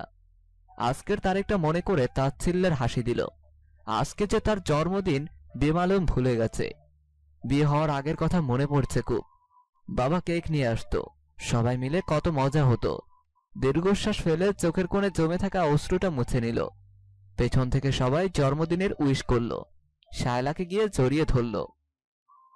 খালামুনি, তুমি এখনো মনে রেখেছো? তোর জন্মদিন কি করে ভুলে যাই বলতো? কিন্তু এসব প্ল্যান আমার ছেলে আর ওদের, আমি কিছু করিনি। চিত্রা সাজিদের সামনে গিয়ে বলল, অনেক ধন্যবাদ সাজিদ ভাইয়া। টিনা চিত্রার হাতে একটা গিফট বক্স দিয়ে উইশ করলো। মা এবার কেকটা কাট। আমি কিন্তু নিজের হাতে বানিয়েছি, খেয়ে বল কেমন হয়েছে। চিত্রা কেকটা কাটলো, শায়লা ওকে খাইয়ে দিল। খুব মজা হয়েছে কেকটা। সবাই রাতের খাবার খেয়ে বাসায় চলে গেল। চিত্রার খুব টায়ার্ড লাগছে। শাড়িটা চেঞ্জ করে এসে বিছানায় বসলো। রুমের কোনায় একটা ব্যাগ দেখতে পেল। এটা তো তার ব্যাগ নয়, তবে কে রাখলো? ব্যাগটা খুলবে কিনা দোটানায় পড়ে গেল। হঠাৎ ব্যাগের পাশে একটা চিরকুট দেখতে পেল। চিরকুটে লেখা, এটা তোমার জন্মদিনের উপহার, খুলে দেখো। চিত্রা ব্যাগটা খুলে দেখে একটা হারমোনিয়াম। চিত্রা হারমোনিয়াম বের করলো। হারমোনিয়ামটা হাত বুলিয়ে কান্না করে দিল। কতদিন পর হারমোনিয়ামটা ছুঁয়ে দেখলো। এটা সাজিদ ভাইয়ারই কাজ, কিন্তু এইখানে কিভাবে আসলো? সাজিদ ভাইয়া এর উত্তর দিতে পারবে। চিত্রা সাজিদের রুমে যাচ্ছিল, কিন্তু সাজিদের রুমটা কোথায় তার জানা নেই। সিঁড়ি বেয়ে উপরে উঠল, কোন দিকে যাবে বুঝতে পারছে না। এভাবে দাঁড়িয়ে থাকলে চলবে না, সাজিদ ভাইয়ার রুমটা খুঁজতে হবে। ধীর পায়ে এগিয়ে গেল একটা রুমের দিকে। দরজাটা ভিড়িয়ে রাখা। চিত্রা রুমের দরজায় একটু করে ফাঁক করে দেখে। জেরিন জানালার পাশে দাঁড়িয়ে আনমনা হয়ে কি যেন ভাবছে। চিত্রা কোনো শব্দ না করেই চলে আসছিল। এমন সময়, আপনার মধ্যে কি এমন আছে যা আমায় বারবার অবাধ্য করে? আপনি সামনে এলে আমার এত এলোমেলো লাগে কেন? মনের ভেতরটা কেন এত অশান্ত সমুদ্রের মতো হয়ে ওঠে? এই অনুভূতির নাম কি? কেন আমি এতটা অবশ হয়ে পড়ছি? চিত্রা জুয়ের সব কথা শুনে বুঝল জেরিন কাউকে ভালোবাসে। অবশ্য বেশ কিছুদিন ধরে লক্ষ্য করেছে জেরিনের কথাবার্তায় বেশ পরিবর্তন। আগের চেয়ে ভদ্রভাবে কথা বলে। প্রেমে পড়লে বোধহয় এমনই হয়। চিত্রা সাহস সঞ্চয় করে জেরিনের পাশে গিয়ে দাঁড়ালো। একতরফা ভালোবাসা বড্ড কষ্টের। কাউকে কিছু বলা যায় না, বোঝানো যায় না। দূর থেকে একটা মানুষকে নিয়ে নিজের মতো করে স্বপ্ন বোনা যায়। এইভাবে ভালোবেসে কষ্ট না পেয়ে যাকে ভালোবাসো তার সামনে গিয়ে দাঁড়াও। মুখোমুখি হয়ে সে কি চায় জানার চেষ্টা করো। হয়তো তুমি যেমন কষ্ট পাচ্ছ, ঠিক তেমনি সেই মানুষটিও কষ্ট পাচ্ছে। কিন্তু সে যদি আমায় প্রত্যাখ্যান করে তখন আমি কি করব চিত্রা? আগে থেকেই খারাপটা ভাবছো কেন? ভালো কিছুও তো হতে পারে। জেরিন, একটা কথা মনে রাখবে, জোর করে কারোর ভালোবাসা পাওয়া যায় না। সে যদি তোমায় না চায়, তোমার উচিত তার দিক থেকে নিজেকে সরিয়ে নেওয়া।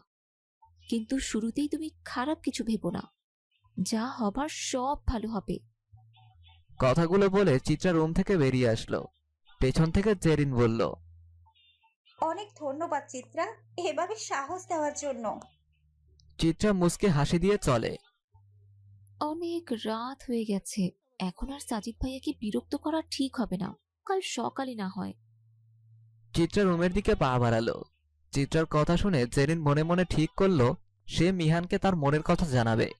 পরের দিন সকালে চিত্রার ফোনে একটা আননোন নাম্বার থেকে কল আসলো। আগের ফোন সাগরের বাসায় রেখে এসেছিল, তাই শায়লা চিত্রাকে নতুন একটা ফোন কিনে দিল। আননোন নাম্বার দেখে প্রথমে রিসিভ করেনি। দ্বিতীয়বার রিং হতেই চিত্রা রিসিভ করলো। কথা বলা শেষ করে শায়লার কাছে ছুটে গেল। খালামণি, একটা একটা গুড নিউজ আছে। শায়লা চিত্রার দিকে তাকিয়ে দেখে চিত্রাকে ভীষণ খুশি দেখাচ্ছে। আলহামদুলিল্লাহ, কি খুশির খবর মা? আমি রেকর্ডিং এর সুযোগ পেয়েছি। কিসের রেকর্ডিং? গানের রেকর্ডিং খালামণি। ওনারা আমার গান শুনেছেন, একটু আগে কল দিয়ে বলল ওনাদের নাকি আমার ভয়েস খুব ভালো লেগেছে। আগামীকাল ওনাদের অফিসে গিয়ে দেখা করতে বলেছে। বাহ, এটা তো দারুণ খবর। তুই বস, আমি সাজিদ আর তোর আঙ্কেলকে জানিয়ে আসি। জেরিন অনেক তাড়াতাড়ি ভার্সিটিতে চলে এসেছে। আজ মিহানকে সব কথা বলবে। এভাবে একা একা কষ্ট পাবে না। এসে দেখে আজ সিনিয়রদের বিদায় সংবর্ধনা অনুষ্ঠান। সবাই বেশ সাজগোজ করে এসেছে। রুষা আর রকি এখনো আসেনি। জেরিন গিয়ে মিহানকে খুঁজতে লাগলো, কিন্তু কোথাও পেল না। একজনকে জিজ্ঞেস করে জানতে পারলো মিহান এখনো আসেনি। জেরিন এক কোণায় দাঁড়িয়ে অপেক্ষা করতে লাগলো। কি রে, ক্লাসে না গিয়ে এখানে কি করছিস? ক্লাস তো হবে না মনে হয়। দেখছিস না সাজানো হয়েছে, প্রোগ্রাম আছে। ও, তাহলে তো ভালোই। অনেক দিন পর তিনজন মিলে ঘুরবো। রকিকে বলি তাড়াতাড়ি আসতে। না রে, আমি যাব না। আমার আরেকটা কাজ আছে, তোরা যা। জেরিন রুষাকে না করে দিয়ে লাইব্রেরির দিকে যাচ্ছিল। মিহানকে গাড়ি থেকে নামতে দেখে ওর বুকের ভেতরটা দুরু দুরু করতে লাগলো। এক পা করে এগিয়ে যেতে লাগলো মিহানের দিকে। কেমন এক মিশ্র অনুভূতি হচ্ছে তার মধ্যে। হঠাৎ দেখলো মিহান একটা মেয়ের হাত ধরে গাড়ি থেকে নামতে সাহায্য করছে। গাড়ি থেকে নেমে কিছুটা আসার পর মেয়েটা একটা পাথরের সাথে ধাক্কা খেয়ে পড়ে যাচ্ছিল। মিহান ওকে ধরে ফেলে। আশেপাশে সবাই তাকিয়ে দেখছে। সবাই নিজেদের মধ্যে বলল, এই মেয়ের সাথে মিহানের বিয়ে ঠিক হয়েছে, কয়েকদিন পর ওদের বিয়ে। অথচ জেরিন এসবের কিছুই জানে না। চোখের কার্নিশ বেয়ে কয়েক ফোঁটা অশ্রু গড়িয়ে পড়ল। ভেতরটা ভেঙে চুরমার হয়ে যাচ্ছে। নিজের ভালোবাসার মানুষকে অন্য কারোর সাথে ভাগ করা যায় না। ভালোবাসার মানুষটি একান্তই ব্যক্তিগত। জেরিন আর দেরি না করে ওখান থেকে চলে আসলো। জেরিনের এভাবে চলে আসাটা কারোর চোখে না পড়লেও একজনের চোখ ঠিকই তা লক্ষ্য করেছে। জেরিন বাসায় এসে দরজা বন্ধ করে দিল। তার পৃথিবী বিষাদের ছায়ায় ছেয়ে গেছে। জেরিন নিজেকে সামলাতে পারছে না। রাত পার হলো। দুজনের জীবনে এক নতুন ভোর। কারোর জন্য নতুন করে বাঁচার একমাত্র আশা, আর কারোর জন্য এক বুক হতাশা আর একাকিত্বের অভিশাপ। শায়লা নাস্তা খেয়ে চিত্রাকে নিয়ে গানের স্টুডিওতে গেল। জেরিন রাতে ঘুমায়নি, সারা রাত জেগেছিল। ভোর রাতে একটু ঘুম এসেছে, কিন্তু খানিকক্ষণ পর ঘুম ভেঙে যায়। আয়নার সামনে দাঁড়িয়ে নিজেকে দেখে চমকে ওঠে। অনেক সময় ধরে মাথাটা ভারী ভারী লাগছে। চোখগুলো বেশ ফুলে গেছে। রুষাকে জানিয়ে দিল সে আর যাবে না। বেশ কয়েকদিন ধরে জেরিনকে দেখতে না পেয়ে মিহান অবাক হয়। সেদিনের পর জেরিন চুপচাপ হয়ে গেছে। ভার্সিটি আর বাসা ছাড়া অন্য কোথাও যায়নি। মিহান ক্লাস করাতে এসে রুষাকে বলল, রুষা, ক্লাস শেষে আমার সাথে দেখা করবে। জি স্যার। ক্লাস শেষ হওয়ার পর রুষা মিহানের রুমে গেল। আসবো স্যার। মিহান বসেছিল। দরজার দিকে তাকিয়ে মাথা নেড়ে আসার অনুমতি দিল। বসো। রুষা সামনে থাকা চেয়ারটা টেনে বসলো। মিহান হাতের কাজ থামিয়ে রুষাকে বলল, জেরিনের কি হয়েছে? বেশ কিছুদিন ক্লাসে দেখছি না। স্যার, ওর কি হয়েছে তা ঠিক জানি না, তবে অনেক দিন ধরে অনেক অন্যরকম লাগছে ওকে। আগের জেরিন যেন ধীরে ধীরে অন্য একটা মানুষে পরিণত হয়েছে। তবে কি কারণে এমনটা হচ্ছে তা আমি জানি না। ঠিক আছে, তুমি এবার আসতে পারো। রুষা চেয়ার ছেড়ে উঠে চলে গেল। মিহান খানিকক্ষণ ভেবে ভুবন ভোলানো হাসি দিল, যেন সে পৃথিবীর সবচেয়ে সুখী মানুষ। ফোনটা হাতে নিয়ে কাউকে কল দিয়ে বলল, আমার দায়িত্ব শেষ। চিত্রের গানের রেকর্ডিং বেশ ভালো চলছে। চারদিকে তার নাম ছড়িয়ে পড়ছে। সবাই বেশ প্রশংসাই করতে লাগলো। আগের চেয়ে অনেক ভালো আছে। ইদানিং বাবার কথা বেশ মনে পড়ে, কিন্তু কোন মুখে গিয়ে দাঁড়াবে ভেবেই দু চোখ ছলছল করে ওঠে। চিত্রা, আজ আমরা বাইরে ঘুরতে যাব, রেডি হয়ে নে। কোথায় যাব খালামণি? আজ আমার বান্ধবীর জন্মদিন, ওখানে যাব। তুই রেডি হয়ে নে, আমি জেরিনকে বলে আসছি। আচ্ছা। জেরিন, জেরিন। মম বলো। তাড়াতাড়ি রেডি হয়ে নে, তোর রাশেদা আন্টির জন্মদিন, সবাইকে ইনভাইট করেছে। মম, আমি যাব না, তোমরা কি ঘুরে আসো। চল না মা, আমায় বারবার বলেছে তোকে নিয়ে যেতে। আমার কোথাও যেতে ভালো লাগে না মম। এই অস্থিরতা বিষণ্ণতা হয়তো কেটে যাবে, জানিয়ে এত মন খারাপ সব হয়তো দূরও হয়ে যাবে। একবার চল, ওখানে গিয়ে যদি ভালো না লাগে তবে চলে আসিস। শায়লার কথাগুলো শুনে জেরিন অবাক হলো। মম, কি বলে গেল এসব? অনিচ্ছা সত্ত্বেও রেডি হয়ে জন্মদিনের অনুষ্ঠানে গেল। সবাই কত মজা করছে, অথচ তার মনে এক বিন্দুও আনন্দ কাজ করছে না। জেরিন সবার মাঝখান থেকে উঠে গিয়ে গার্ডেনের দিকে যাচ্ছিল। একজনের সাথে ধাক্কা খেয়ে পড়ে গেল। মনে মনে তাচ্ছিল্যের হাসি হেসে বলল, একজনের প্রেমে এমন ভাবে পড়েছি, উঠে দাঁড়ানোর শক্তি খুঁজে পাচ্ছি না, এখন আবার। মেয়েলি কণ্ঠে একজন বলে ওঠে, সরি, আমি ইচ্ছে করে ধাক্কা দেইনি, প্লিজ কিছু মনে করবেন না। আপনার কোথাও লাগেনি তো? জেরিন উঠে জামা ঠিক করতে করতে সামনে দাঁড়িয়ে থাকা ব্যক্তির দিকে তাকায়। মেয়েটাকে দেখে হকচকিয়ে উঠল জেরিন। এটা তো মিহান স্যারের হবু বউ, এখানে কি করছে? জেরিনকে চুপ করে দাঁড়িয়ে থাকতে দেখে মেয়েটি বলল, আপনি ঠিক আছেন? জেরিন হালকা মাথা নেড়ে বলল, ঠিক আছে। জেরিনের সবকিছু মাথার উপর দিয়ে যাচ্ছে। হিসেবগুলো এলোমেলো হয়ে যাচ্ছে। মাথাটা ঘুরে উঠল। জেরিন নিজেকে ধাতস্থ করে মারিয়াকে বলল, বাবুটা কি আপনার? মারিয়া হেসে বলল, আমার। আপনার হাজবেন্ড? এই যে মাত্র চোখে মুখে বিরক্তি নিয়ে বাবুকে দিয়ে গেল, উনিই আমার পতি। বাবু কান্না করলে সে আর 1 মিনিটও সহ্য করতে পারে না। আমি পাতালে থাকলেও ওখানে গিয়ে বাবুকে দিয়ে আসবে। ওই যে ডাকাডাকি শুরু হয়ে গেছে, আসছি আমি। জেরিন অবাক হয়ে মারিয়ার চলে যাওয়া দেখলো। মনে মনে বলল, এসব কি হচ্ছে আমার সাথে? তবে কি আমি মিহান স্যারকে ভুল বুঝলাম? কি রে, এখানে দাঁড়িয়ে আছিস কেন? ওইদিকে স্টেজে গান নাচ হচ্ছে, একটু পরে কেক কাটা হবে, চল তাড়াতাড়ি। শায়লার কথায় জেরিনের হুঁশ ফিরল। শায়লা জেরিনকে নিয়ে গেল। জেরিনের খুব বোরিং লাগছে। মম, আমার ভালো লাগছে না, আমি বাসায় চলে যাচ্ছি। শায়লা কিছু বলতে যাবে, তার আগেই জেরিন সামনের দিকে এগিয়ে যাচ্ছে। এমন সময় শুনতে পেল, মিস জেরিন, আপনি যেখানে থাকুন প্লিজ স্টেজে চলে আসুন। গলাটা জেরিনের খুব চেনা লাগলেও সে পাত্তা দিল না। ভাবলো অন্য কাউকে ডাকা হচ্ছে। 2 পা ফেলতেই আবারও একই কথা শুনতে পেল। জেরিনের এবার সন্দেহ হলো। মনের সন্দেহ দূর করার জন্য সে স্টেজের দিকে গেল। স্টেজে যেতেই সব লাইটস বন্ধ হয়ে গেল। কেউ এসে জেরিনের চোখ বেঁধে দিল। জেরিন খুব ভয় পেয়ে গেল। সে জোরে চিৎকার করতে লাগলো, কিন্তু কারো কোনো সাড়া শব্দ পেল না। জেরিন মনে মনে আল্লাহকে ডাকতে লাগলো। কেউ কানের কাছে ফিসফিস করে বলল, ভয় পেও না প্রেয়সী, আমি তোমার সাথেই আছি। সারা জীবনের জন্য বন্দি করতে এসেছি। নিয়ে যাব তোমায় আমার মনের রাজ্যে। কথাগুলো শুনে জেরিনের আরো বেশি ভয় লাগলো। সিঁড়ি দ্বারা বেয়ে একটা ঠান্ডা বাতাস বয়ে গেল। কেউ জেরিনের হাত ধরে সিঁড়ি বেয়ে স্টেজে নিয়ে গেল।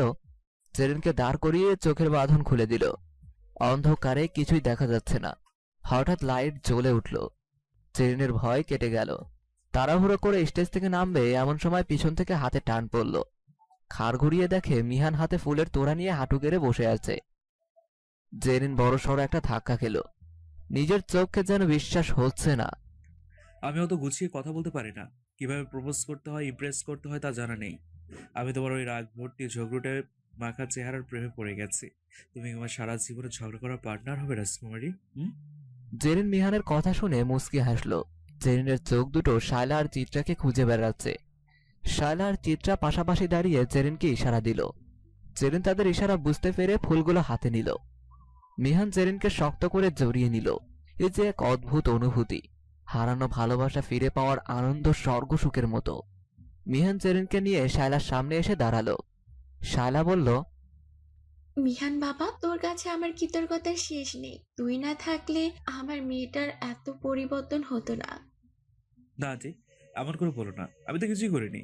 জেরিনে তো মিষ্টি একটা মেয়ে, তাকে ভালো না বেশি থাকা যায় না। শায়লা আর মিহানের কথা শুনে জেরিন চোখ বড় বড় করে তাকিয়ে আছে। 1 মিনিট, তোমরা কি একে অপরের চেনো আগে থেকে? শায়লা অট্ট হাসি দিয়ে বলল, পাগলি মেয়ে একটা। মিহান হচ্ছে তোর রাশেদ আন্টির ছেলে। মিহান যখন ক্লাস 7-এ পড়ে তখন ওরা বিদেশ চলে যায়। 2 বছর আগে রাশেদা চলে এসেছে, কিন্তু মিহান তার পড়াশোনার জন্য আসতে পারেনি। রাশেদা তোকে দেখেই পছন্দ করে মিহানের জন্য। আমাকে জানানোর পর আমি বললাম তুই আমার কথায় রাজি হবি না, তাই মিহান তোর কলেজের টিচার হিসেবে জয়েন করে। অবশ্য তোর বাবাও সব জানতো। সব শুনে জেরিনের চক্ষু চড়ক গাছ। এত সব কাণ্ড করলে আমায় একবার জানানোর প্রয়োজন মনে করলে না? যাও তো, কথাই বলবো না তোমাদের সাথে। জেরিন চলে যেতে নিলে রাশেদা এসে বলে, তোমার যাওয়ার সব পথ বন্ধ, বুঝলে? তোমায় আর কোথাও যেতে দেব না। মিহান, এই নেই আংটি, জেরিনকে পরিয়ে দে। মিহান জেরিনকে আংটি পরিয়ে দিল। সবাই তাদের জন্য দোয়া করলো। চল, সবাই খেয়ে নেবে, অনেকক্ষণ ধরে না খেয়ে আছো। চিট্টা মা, আয়। সবাই হাসি মজা করে খাওয়া শেষ করলো। সাজিদ এসে শায়লাকে বলল, মা, আমার এই ফাইলটা তোমার কাছে রাখো, আমার জরুরি কাজ আছে। তুমি এটা বাসায় নিয়ে যাও। ফাইলটা শায়লাকে দিয়ে সাজিদ বেরিয়ে গেল। খাওয়া দাওয়া শেষ করে আড্ডা দিল। রাসু, এবার আমরা রওনা দিই, বুঝলি? অনেক রাত হয়ে গেছে। আজ রাতটা থেকে যাও না। না রে, তোর ভাইজান একা আছে, কখন কি লাগে না লাগে আমায় ছাড়া তো তার চলেই না। শায়লার কথায় রাশেদা হেসে বলল, বিয়ের এত বছর পরও ভাইজান তোমায় চোখে হারায়। যা বলেছিস। আচ্ছা, এবার আমরা আসি। শায়লা, চিত্রা আর জেরিনকে নিয়ে বাসায় এলো। শায়লা আর জেরিন ভেতরে চলে গেল। চিত্রা নেমে বাসায় ঢুকবে, তখনই ড্রাইভার বলল, ম্যাডাম এই ফাইলটা বড় ম্যাডামের গাড়িতে রেখে গেছে। চিত্রা বুঝতে পারলো এটা সাজিদের সেই ফাইলটা। ড্রাইভারের হাত থেকে ফাইলটা নিয়ে সাজিদের স্টাডি রুমের দিকে গেল। সাজিদ কাউকে এ রুমে ঢুকতে দেয় না। সায়রা চিত্রাকেও বলেছে এ রুমে না আসতে, কিন্তু চিত্রার খুব কৌতূহল। কি এমন আছে এই রুমে যার জন্য সাজিদ ভাইয়া সবার প্রবেশ বন্ধ করে দিল? চিত্রা দরজাটা খুলে ভিতরে ঢুকলো। রুমের একপাশে ছোটখাটো একটা লাইব্রেরি, হরেক রকমের বই সাজানো আছে। টেবিলের উপর কতগুলো ফাইল এলোমেলো করে রাখা। রুমটা খুব সুন্দর, তবে সংরক্ষিত করে রাখার মতো কিছুই চোখে পড়ল না। তার হাতে থাকা ফাইলটা টেবিলের একপাশে রেখে চলে আসছে, হঠাৎ সামনে একটা কাগজের টুকরো চোখে পড়ল। সাজিদের কোনো দরকারি কাগজ ভেবে চিত্রা কাগজটি হাতে নিল। কাগজটা হাতে নিয়ে চিত্রার পায়ের তলা থেকে মাটি সরে যাচ্ছিল। বিড়বিড় করে বলতে লাগলো, এটা কিছুতেই হতে পারে না। চিত্রার মনে হচ্ছে সে কোনো দুঃস্বপ্ন দেখছে। ঘুম ভাঙলে সবকিছু ঠিক হয়ে যাবে। হঠাৎ কারোর পায়ের আওয়াজ পেল। চিত্রা ঠায় দাঁড়িয়ে রইল। নড়াচড়া করে এক ফোঁটা শক্তি নেই, যেন এক নিমিষে সব শক্তি ফুরিয়ে গেল। তুমি এই রুমে কি করছো? মা তোমায় বলেনি এই রুমে আমি ছাড়া কেউ আসতে পারবে না? সাজিদের কথায় চমকে উঠল চিত্রা। ভয়ঙ্কর রেগে গেল। চিত্রা এই সাজিদকে চিনতে পারছে না। চিত্রা বুঝতে পারছে কেন এই রুমে ঢোকা বারণ সবার। সাজিদ বলল, শোনো মেয়ে, আর কখনো এই রুমে আশেপাশে যেন না দেখি, তাহলে কিন্তু। চিত্রার চোখ থেকে টপ টপ করে পানি পড়তে লাগলো। চিত্রার চোখের পানির দেখে সাজিদ নিজেকে কন্ট্রোল করার চেষ্টা করে। এভাবে রেগে যাওয়া ঠিক হয়নি, বুঝিয়ে বললেই হতো। কথায় কথায় এত পানি আসে কোথা থেকে? চোখের চোখের পাশে কি সমুদ্র আছে? সাজিদ ভাইয়া, আপনি সবাইকে মিথ্যে বলে বেড়াচ্ছেন। চিত্রার কথায় সাজিদের বুক কেঁপে ওঠে। চিত্রা কি সব জেনে ফেলেছে? না, আগে জানতে হবে সে কতটা জানে। আমায় কি মিথ্যাবাদী মনে হয়? চিত্রা সাজিদের দিকে কাগজটা বাড়িয়ে দিয়ে বলল, এটাই তার প্রমাণ। সাজিদ কাগজটা হাতে নিয়ে দেখে ডক্টরের প্রেসক্রিপশন। সাজিদ ঘাবড়ে গেল। এটা আমার নয়, একটা ফ্রেন্ডের। প্লিজ সাজিদ ভাইয়া, আর মিথ্যে বলবেন না। আপনার ফ্রেন্ডের হলে আপনার নাম কেন দেয়া বলতে পারবেন? আমায় কি এতই বোকা মনে হয় আপনার? সাজিদ বুঝতে পেরেছে আর লুকিয়ে লাভ নেই, সব প্রকাশ করার সময় এসে গেছে। একদিন না একদিন তো সবাই জানবেই। সে জানানোটা না হয় চিত্রাকে দিয়ে শুরু হোক। সাজিদ চিত্রাকে বলল, তোমার উপর অনেক ধকল গেছে সারাদিন, রেস্ট নিতে পারোনি। ওই সোফায় গিয়ে বসো। সাজিদ ভাইয়া, কথা ঘোরাবেন না। আপনি আমায় সবটা বলুন, আমি শুনতে চাই। জেরিন বারান্দায় বসে আজকের ঘটনাগুলো নিয়ে ভাবছে। হঠাৎ ফোনে একটা নোটিফিকেশন এলো। ফোনটা হাতে নিয়ে দেখে একটা আননোন নাম্বার থেকে মেসেজ এসেছে। রাজকন্যা, তোমার জন্য নিচে অপেক্ষা করছি, তাড়াতাড়ি নিচে চলে আসো। জেরিন দেরি না করে নিচে গেল। দরজাটা খুলে দেখে মিহান গাড়িতে হালান দিয়ে দাঁড়িয়ে আছে। জেরিনকে দেখে মিহান মুচকি হাসি দিল। এত রাতে এখানে কি করছো? তোমার দেখতে ইচ্ছে করছে খুব। তাই বলে এত রাতে? ওদিকে সবাই খোঁজাখুঁজি করলে। কেউ খুঁজবে না, চলো গিয়ে একটু বসি। জেরিন গার্ডেনের বেঞ্চে বসলো। মিহান এসে তার কোলে শুয়ে পড়ল। পাগল একটা। জেরিন মিহানের মাথায় হাত বুলিয়ে দিতে দিতে বলল, তোমায় একটা কথা জিজ্ঞেস করবো মিহান। শুধু একটা করবে? আমি তো ভাবলাম তুমি কথার ফুলঝুরি রেখেছো। আমি আসলে সব কথায় গাড়ি সাজিয়ে বসবে। তুমি কি জানতে আমি তোমায় পছন্দ করতাম? জানতাম। কি করে? তোমার ডায়েরি পড়ে। কি? মায়াবতী, তোমার ডায়েরি। ওটা তো হারিয়ে গেছে অনেকদিন আগে। তুমি কিভাবে পেলে? আমি ভার্সিটিতে জয়েন করার 1 মাস পর একদিন তুমি আর তোমার ফ্রেন্ডরা মিলে একটা রেস্টুরেন্টে খেতে গিয়েছিলে। ভাগ্যক্রমে আমিও সেই রেস্টুরেন্টে আমার এক আঙ্কেলের সাথে দেখা করতে যাই। আমি দূর থেকে তোমাদের দেখতে পাই। তোমরা খাওয়া দাওয়া শেষ করে বিল দিয়ে চলে গিয়েছিলে। টেবিলের উপর ডায়েরিটা দেখে ওয়েটার তোমাদের পেছনে দৌড়ে যায়, কিন্তু ততক্ষণে তোমাদের গাড়ি ধরাছোঁয়ার বাইরে। আঙ্কেল যখন ওয়াশরুমে যায়, আমি ওয়েটারের থেকে ডায়েরি নিয়ে ব্যাগে রেখে দিই। বাসায় গিয়ে ডায়েরিটা খুলে পড়তে শুরু করি। ওখান থেকে আমি বুঝতে পারি তুমি আমায় ভালোবাসো। মিহানের কথায় জেরিন লজ্জা পেল। তোমার প্রত্যেকটা রূপ খুব অতুলনীয়। রাগলে যেমন অপূর্বা লাগে, ঠিক তেমন লজ্জা পেলে অসাধারণ লাগে। মেয়েটা দিচ্ছে আমি পাগল করে ছাড়বে।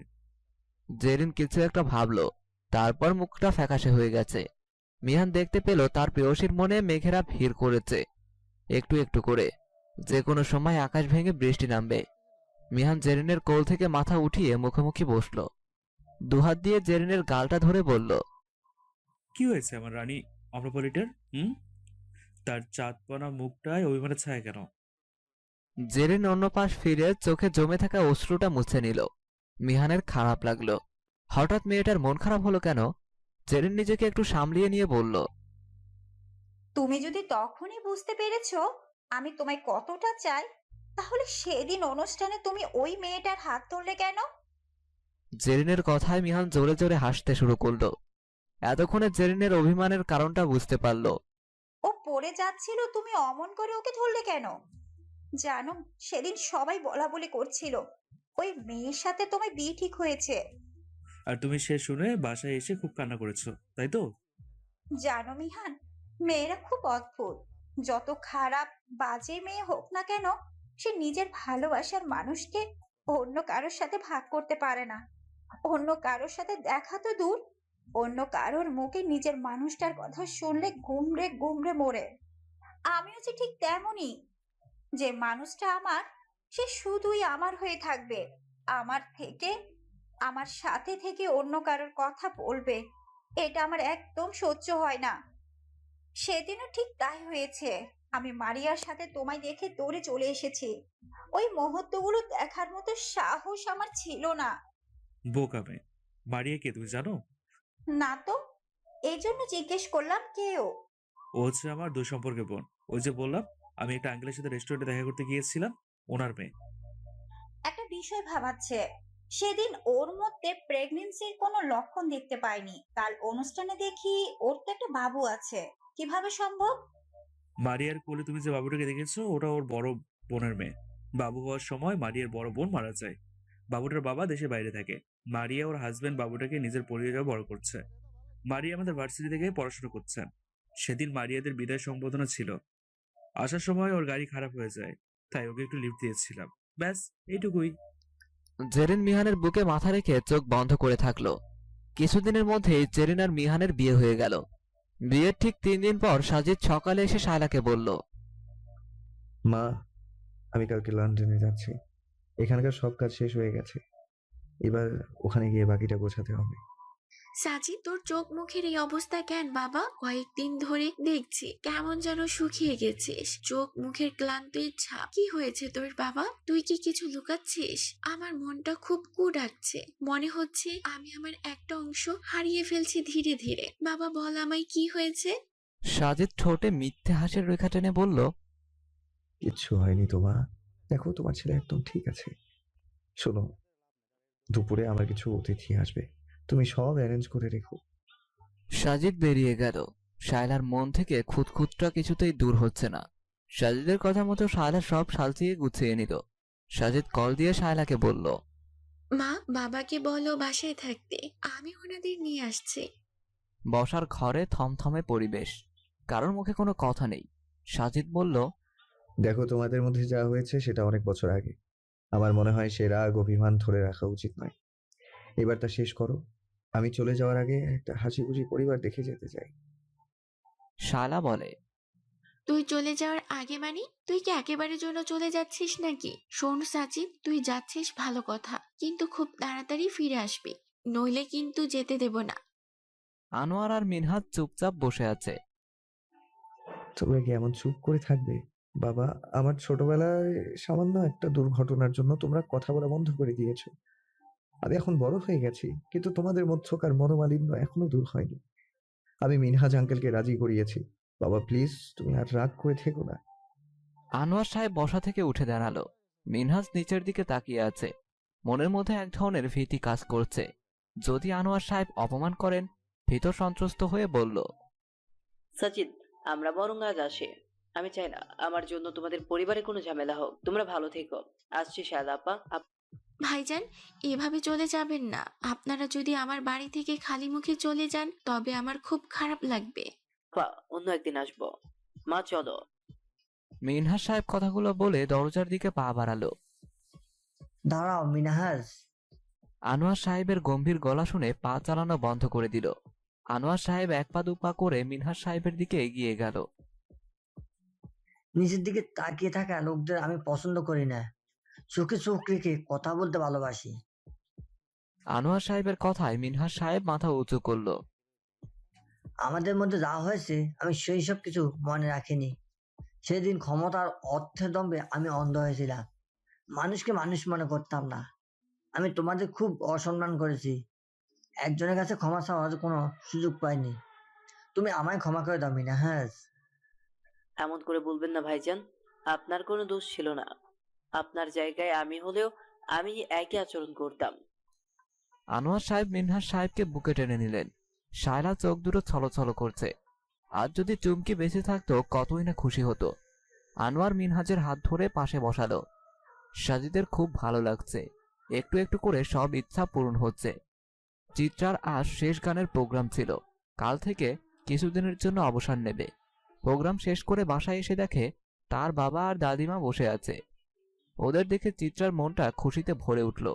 কতদিন পর বাবা আর দাদিমাকে দেখছে। আনোয়ারের কথা ভেবে চিত্রার খুব ভয় লাগলো, ভয়ে হাত পা কাঁপছে। কিরে ওখানে দাঁড়িয়ে আছিস কেন? আয় এদিকে। শায়লার কথায় হকচকিয়ে উঠল চিত্রা। চিত্রার দাদিমা ছুটে এসে চিত্রাকে জড়িয়ে ধরে কান্না করে দিল। দাদিমার চোখের পানি মুছে বলল, দাদিমা, আমি অনেক বড় একটা ভুল করেছি, তুমি আমায় মাফ করে দিও। এমন করে বলিস না বুবু, তুই কোনো ভুল করিসনি। আল্লাহ যা করে ভালোর জন্যই করে। অতীতের কোনো কিছু নিয়ে কখনো আফসোস করবি না। শুধু ভুল থেকে শিক্ষা নিয়ে এগিয়ে যেতে হয়। যা বাবার কাছে যা। বাবা, ও বাবা, আমায় কি তুমি মাফ করবে না বাবা? আমি তো তোমার খুব খারাপ মেয়ে, তোমার সব সময় কষ্ট দিয়েছি, তোমার অবাধ্য হয়েছি। আমার সেই অবাধ্যতার জেদ ধরার শাস্তি পেয়ে গেছি বাবা। কথা বলো না বাবা। মা, ওকে বলো আমার সামনে থেকে চলে যেতে। এতদিন পরেও কোন মুখের সামনে এসেছে? ওর জীবনের সব থেকে খারাপ সময় কি বাবার বুকে ঠাঁই নেওয়া যেত না? আমি কি তার এতটা খারাপ বাবা? আমায় কি একটু ভরসা করা যেত না? আমার ভুল হয়ে গেছে বাবা, প্লিজ তুমি আর রাগ করে থেকো না। আমায় মারো, শাসন করো, যা খুশি শাস্তি দাও, কিন্তু কথা বলা বন্ধ করো না। চিত্রা মিনহাজ সাহেবের সামনে গিয়ে দাঁড়ালো। চিত্রার খুব কান্না পাচ্ছে। মিনহাজের চোখ দুটো ভিজে গেছে। মেয়েকে জড়িয়ে নিল পরম যত্নে। এতগুলো দিন পর বাবার স্পর্শ পেল। হু করে কেঁদে উঠল। জমানো কষ্ট আর যন্ত্রণাগুলো যেন নিংড়ে বের হয়ে আসছে। প্রতিটা সন্তানের কাছে বাবা বড় বৃক্ষের ন্যায়। সকল ঝড় দুঃখ কষ্ট থেকে সন্তানদের প্রতিনিয়ত রক্ষা করে যায়। আর কাঁদিস না মা, এই সময় কান্না করা ঠিক নয়। আনোয়ার সাহেব চিত্রার মাথায় হাত বুলিয়ে বলল, তোর কোনো চিন্তা নেই মা, তোর দুই বাবা তোর সাথে আছে। তোকে কখনো কষ্ট পেতে দেব না। সবসময় হাসি খুশি থাকতে হবে। আঙ্কেল। চিত্রা মা, তুই যেদিন এই বাড়িতে প্রথম পা রেখেছিলি সেদিন আমি তোকে চিনতে পেরেছি। তোর চেহারার সাথে তোর মায়ের চেহারার খুব মিল। তোকে দেখার পর আমার সব রাগ অভিমান গলে পানি হয়ে গেছে। যাক, অবশেষে সব ভালো হলো।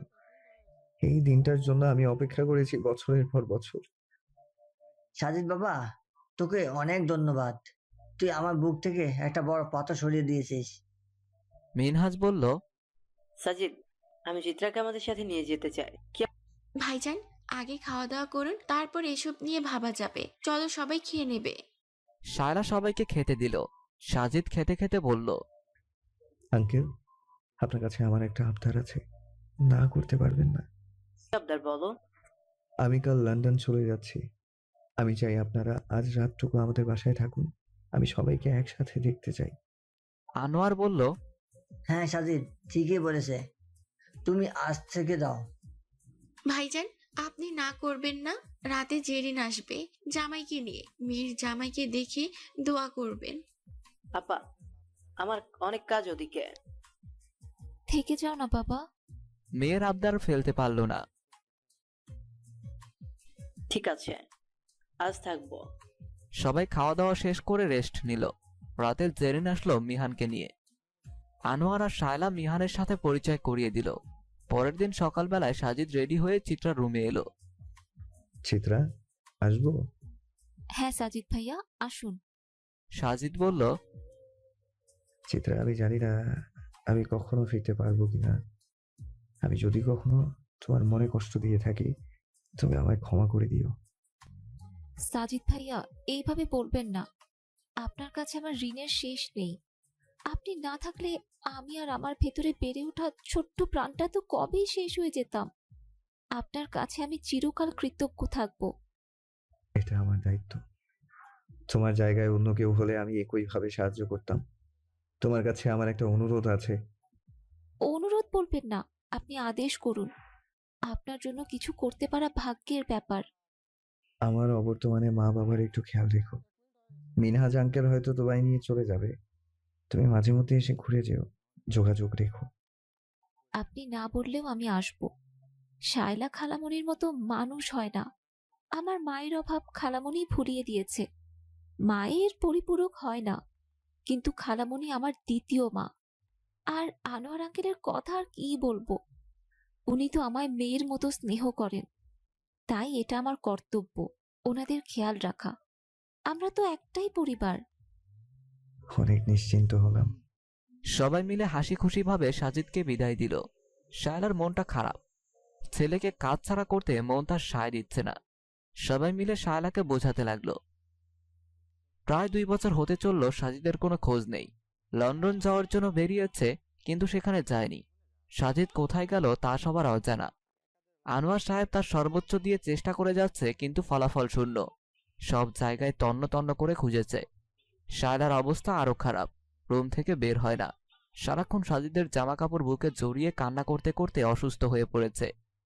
একদিকে ছেলে, অন্যদিকে স্ত্রী অসুস্থতায় আনোয়ার সাহেব একটু একটু করে ভেঙে ঘুরিয়ে যেতে লাগলো। চিত্রা, জেরিন আর মিহান সবসময় সাহস জুগিয়েছে। হঠাৎ একদিন আনোয়ার সাহেব সোফায় বসে পুলিশ অফিসারের সাথে কথা বলছে। অধৈর্য হয়ে চিৎকার চেঁচামেচিতে করতে লাগলো। ফোন রেখে কান্নায় ভেঙে পড়লেন। পুরুষ সহজে কাঁদে না। পরিস্থিতি তাকে পাথরের ন্যায় কঠিন আবরণে মুড়িয়ে নেয়। কলিং বেলের শব্দে চোখের পানি মুছে নিল। শেফালি, শেফালি। জি বড় সাহেব, বলুন। কে এসেছে দেখো তো, দরজাটা খুলে দাও। শেফালি গিয়ে দরজা খুলে চিৎকার শুরু করলো। বড় সাহেব, বড় সাহেব, দেখে যান তাড়াতাড়ি। আনোয়ার ছুটে আসলো। কি হলো শেফালি, এমন চিৎকার করলে? সাজিদ বাবা। আনোয়ার দৌড়ে সাজিদকে জড়িয়ে ধরল। অশ্রু যেন বাঁধ মানছে না। হারানো ছেলেকে ফিরে পেয়ে খুশিতে আত্মহারা হয়ে গেছে। বাবা, কোথায় ছিলি এতদিন? একবার জন্য কি আমাদের কথা মনে পড়েনি? এত পাষাণ কি করে হতে পারলে? তোর খোঁজ না পেয়ে আমাদের কি অবস্থা হয়েছে বোঝাতে পারবো না। তোর মা দিন রাত তোর স্মৃতি আঁকড়ে মরার মতো বিছানায় পড়ে আছে। শান্ত হও বাবা, আমি সব বলবো। মা কোথায়? তোর আম্মু অসুস্থ। সাজিদ শায়লার রুমে গেল। মাথার কাছে বসে হাত বুলিয়ে দিতে দিতে বলল, মা, ও মা, তোমার এই কি অবস্থা হয়েছে? ছেলের স্পর্শ পেয়ে শায়লা উঠে বসতে চাইল, কিন্তু পারল না। শায়লার এমন অবস্থা দেখে সাজিদের চোখে পানি টলমল করতে লাগলো। ধীরে ধীরে শায়লাকে বসিয়ে আদুরে গলায় বলল, মা দেখো, তোমার ছেলে ফিরে এসেছে। শায়লা একটু একটু করে শক্তি পাচ্ছিল। সাজিদকে জড়িয়ে ধরে খুব কান্না করলো। প্লিজ মা, কান্না করো না। আমি চলে এসেছি তোমার কাছে, আর কখনো তোমায় ছেড়ে যাব না। সাজিদ শায়লাকে শান্ত করলো। ছেলে ফিরে আসায় শায়লা অনেকটা সুস্থতা বোধ করল। শায়লার সেবা যত্ন করার জন্য আনোয়ার সাহেব একজন নার্স রেখেছেন। নার্স বলল, ওনার এখন ওষুধ খাওয়ার সময়, তারপর বিশ্রাম নিতে হবে। আমার ছেলে চলে এসেছে, এখন আমি পুরোপুরি সুস্থ। ওসব কড়া কড়া ওষুধ আর খাবো না। না ম্যাডাম, ওষুধ খেতে হবে, নাইলে আপনি আবার অসুস্থ হয়ে যাবেন। নার্সের কথা শুনে সাজিদ শায়লাকে বুঝিয়ে ঔষধ খাইয়ে ঘুম পাড়িয়ে দিল। তারপর নিচে নেমে আনোয়ার সাহেবের কাছে গিয়ে বলল, বাবা, তোমাদের অনেক কিছু বলার আছে, আমি সব জানাতে চাই। আমরা শুনবো বলে অধীর আগ্রহে অপেক্ষা করে আছি। চিত্রা আর জেরিনকে খবর দেওয়া হয়েছে, ওরা কিছুক্ষণের মধ্যে এসে পৌঁছাবে। চিত্রা আর জেরিন বসে আছে শায়লার রুমে। আনোয়ার সাহেব পায়চারি করছে। সবার মনে একটাই প্রশ্ন, সাজিদ এতদিন কারোর সাথে যোগাযোগ করেনি কেন? বেশ কিছুটা সময় অপেক্ষা করার পর জেরিন বলল, ভাইয়া তো এখনো এলো না। আনোয়ার সাহেব পায়চারি বন্ধ করে দিলেন। যাওয়ার সময় বলে গেলে একটা সারপ্রাইজ আছে, তাড়াতাড়ি আসবে। তুমি একটু ধীর স্থির হয়ে বসো, এমন অস্থির অস্থির করছো কেন? শাইলা, আমার কেন জানি খুব টেনশন হচ্ছে। বাবা, আমি ফিরে আসার পরেও তোমার এত চিন্তা কিসের? সাজিদের কণ্ঠস্বর শুনে আনোয়ার সাহেব স্বস্তির নিঃশ্বাস ফেললেন। তোমার হারানো বয় মনের ভেতরে এতটা প্রখরভাবে ঢুকে গেছে, অল্পতে টেনশন শুরু হয়। সাজিদ সবার দিকে এক নজর তাকালো। সবার চোখে মুখে প্রশ্নের ঝুড়ি। সাজিদ ঘাড় ঘুরিয়ে দুপা পিছিয়ে বলল, কই, ভেতরে এসো। সবাই উৎসুক দৃষ্টিতে দরজার দিকে তাকালো। বাইরে থেকে একটা মেয়ে রুমে প্রবেশ করলো। মেয়েটা দেখতে খুবই সুন্দর, পুরো মুখে মায়ের ছড়িয়ে আছে। সাজিদ আলতোভাবে মেয়েটার হাত ধরে বলল, ও হচ্ছে ডাক্তার সিদরাতুল মুনতাহা সিরাত। সাজিদ সিরাতকে নিয়ে সোফায় বসলো। অপেক্ষা করার জন্য সবাইকে ধন্যবাদ। আমি জানি আমার কি হয়েছে, কোথায় ছিলাম, এসব নিয়ে তোমাদের মনে অসংখ্য প্রশ্ন ঘুরপাক খাচ্ছে। আমি সব বলছি। সাজিদ সিরাতের দিকে তাকালো। সিরাত চোখের ইশারায় ভরসা দিল। আজ থেকে 3 বছর আগে ভার্সিটিতে পড়ার সময় একটা মেয়েকে আমার খুব ভালো লাগে, পছন্দ করতাম। সেই মেয়েটাকে ভালোবাসার কথা জানানোর পর সে আমাকে প্রত্যাখ্যান করে। সেই প্রত্যাখ্যান আমার জীবনটা এলোমেলো করে দেয়। সেদিন আর বাড়ি ফিরিনি। কয়েকদিন আমার বন্ধুর বাসায় ছিলাম। যেদিন বাড়ি ফিরবো সেদিন সকালে ঘুম ভাঙছিল না। আমার বন্ধু আমায় হাসপাতালে নিয়ে যায়। ওখানকার ডাক্তার কতগুলো পরীক্ষা নিরীক্ষা দেয়। সে পরীক্ষায় ধরা পড়ে আমার 2টো কিডনির মধ্যে একটা পুরোপুরি আর একটা অর্ধেকের বেশি ড্যামেজড হয়ে গেছে। ডাক্তার বললেন যত দ্রুত সম্ভব অপারেশন করাতে হবে। ওষুধ দিলেন, আমি ওষুধ খেতে লাগলাম। নিজের উপর বিশ্বাস ধীরে ধীরে কমতে শুরু করলো। মনে হতে লাগলো আমার বিদায়ের ঘন্টা বেজে গেছে। কাউকে কিছু জানাতে পারিনি। আমার এই অবস্থার কথা জানালে পুরো পরিবার ভেঙে পড়বে। রিপোর্ট, মেডিসিন সব আমার স্টাডি রুমে লুকিয়ে রাখলাম। সবাইকে স্টাডি রুমে ঢুকতে বারণ করে দিলাম। হঠাৎ একদিন চিত্রা সেই রুমে ঢুকে রিপোর্টগুলো দেখে ফেলে। আমি সেদিন চিত্রাকে ভুলভাল বুঝিয়ে বিষয়টি ধামাচাপা দিলাম। তারপর লন্ডনে যাওয়ার নাম করে আমেরিকায় পাড়ি জমালাম। যে ডাক্তার আমার চিকিৎসা করেছেন ওনার পরিচিত ডাক্তারের কাছে পাঠালেন। কিডনি অপারেশন করতে গিয়ে একটার পর একটা সমস্যা শুরু হলো। এদিকে ডাক্তারের দেয়া সময়ও শেষ হয়ে আসলো। এত কিছু করেও বোধহয় বাঁচাতে পারবো না নিজেকে। মনের মধ্যে ভয় বাসা বাঁধল। সেই সময় আমার সিরাতের সাথে পরিচয় হয়। সে ওই হাসপাতালে নতুন জয়েন করে। আমায় সব সময় ভরসা দিতে লাগলো। অবশেষে সকল ব্যথা কাটিয়ে সাকসেসফুলি কিডনি অপারেশনটা হলো। নতুন করে 2টো কিডনি প্রতিস্থাপন করলো। ডাক্তার বলেছেন 6 মাস বেড রেস্ট। সিরাতের উৎসাহে নিজের উপর আত্মবিশ্বাস ফিরে আসতে শুরু করলো। এবার বোধহয় বাড়ি ফিরতে পারবো, মায়ের আদর খেতে পারবো। কিন্তু আমার সে অপারেশনের 4 মাস পর হঠাৎ একদিন আমার ডান পাশটা অবশ হয়ে গেল। চোখে অন্ধকার দেখতে লাগলাম। ডাক্তার এসে চেক আপ করলেন, কিছু পরীক্ষা দিলেন। 2 দিন পর রিপোর্ট আসলো। ডাক্তার বললেন ব্রেইন টিউমার হয়েছে। এটা প্রথম স্টেজ। ছোট্ট একটা অপারেশন করতে হবে। যেহেতু আগে একটা বড় অপারেশন হয়েছে তাই শরীরটা দুর্বল ছিল। ডাক্তার বললেন 2 মাস পর অপারেশন। ধীরে ধীরে অপারেশনের দিনটা এগিয়ে এলো। আবার দম বন্ধ করা অবস্থা। যেন সেদিন তোমাদের কথা খুব মনে পড়তে লাগলো। ওখানকার ডাক্তার, নার্স খুব সাহায্য করেছেন, মনে সাহস দিয়েছেন। অপারেশন হওয়ার পর সিরাতের সেবা যত্নে আর ভালোবাসায় একটু একটু করে সুস্থ হলাম। তারপর তোমাদের কাছে ফিরে এলাম। সাজিদের কথায় সবার চোখের পানি আসলো। এত কষ্ট যন্ত্রণা সব একাই ভোগ করেছে, কাউকে কিছু জানতে দিল না। আনোয়ার সাহেব বললেন, ভালো তো, আমরা তো তোমারই পর, তাই তো? তাই আমাদের জানানোর প্রয়োজন মনে হয়নি। শাইলা, তোমার ছেলে মেয়েদের কাছে আমাদের কোনো মূল্য নেই গো। সাজিদ আনোয়ার সাহেবের সামনে এসে বলল, বাবা, আমায় ক্ষমা করে দাও। হাসপাতালের প্রতিটা বস্তু জানে আমি তোমাদের ঠিক কতটা মিস করেছি। ইচ্ছে হতো দৌড়ে গিয়ে তোমায় জড়িয়ে ধরি, মায়ের কোলে মাথা রেখে ঘুমাই। তোমাদের দেখার আশায় প্রতিটা দিন কাটতো।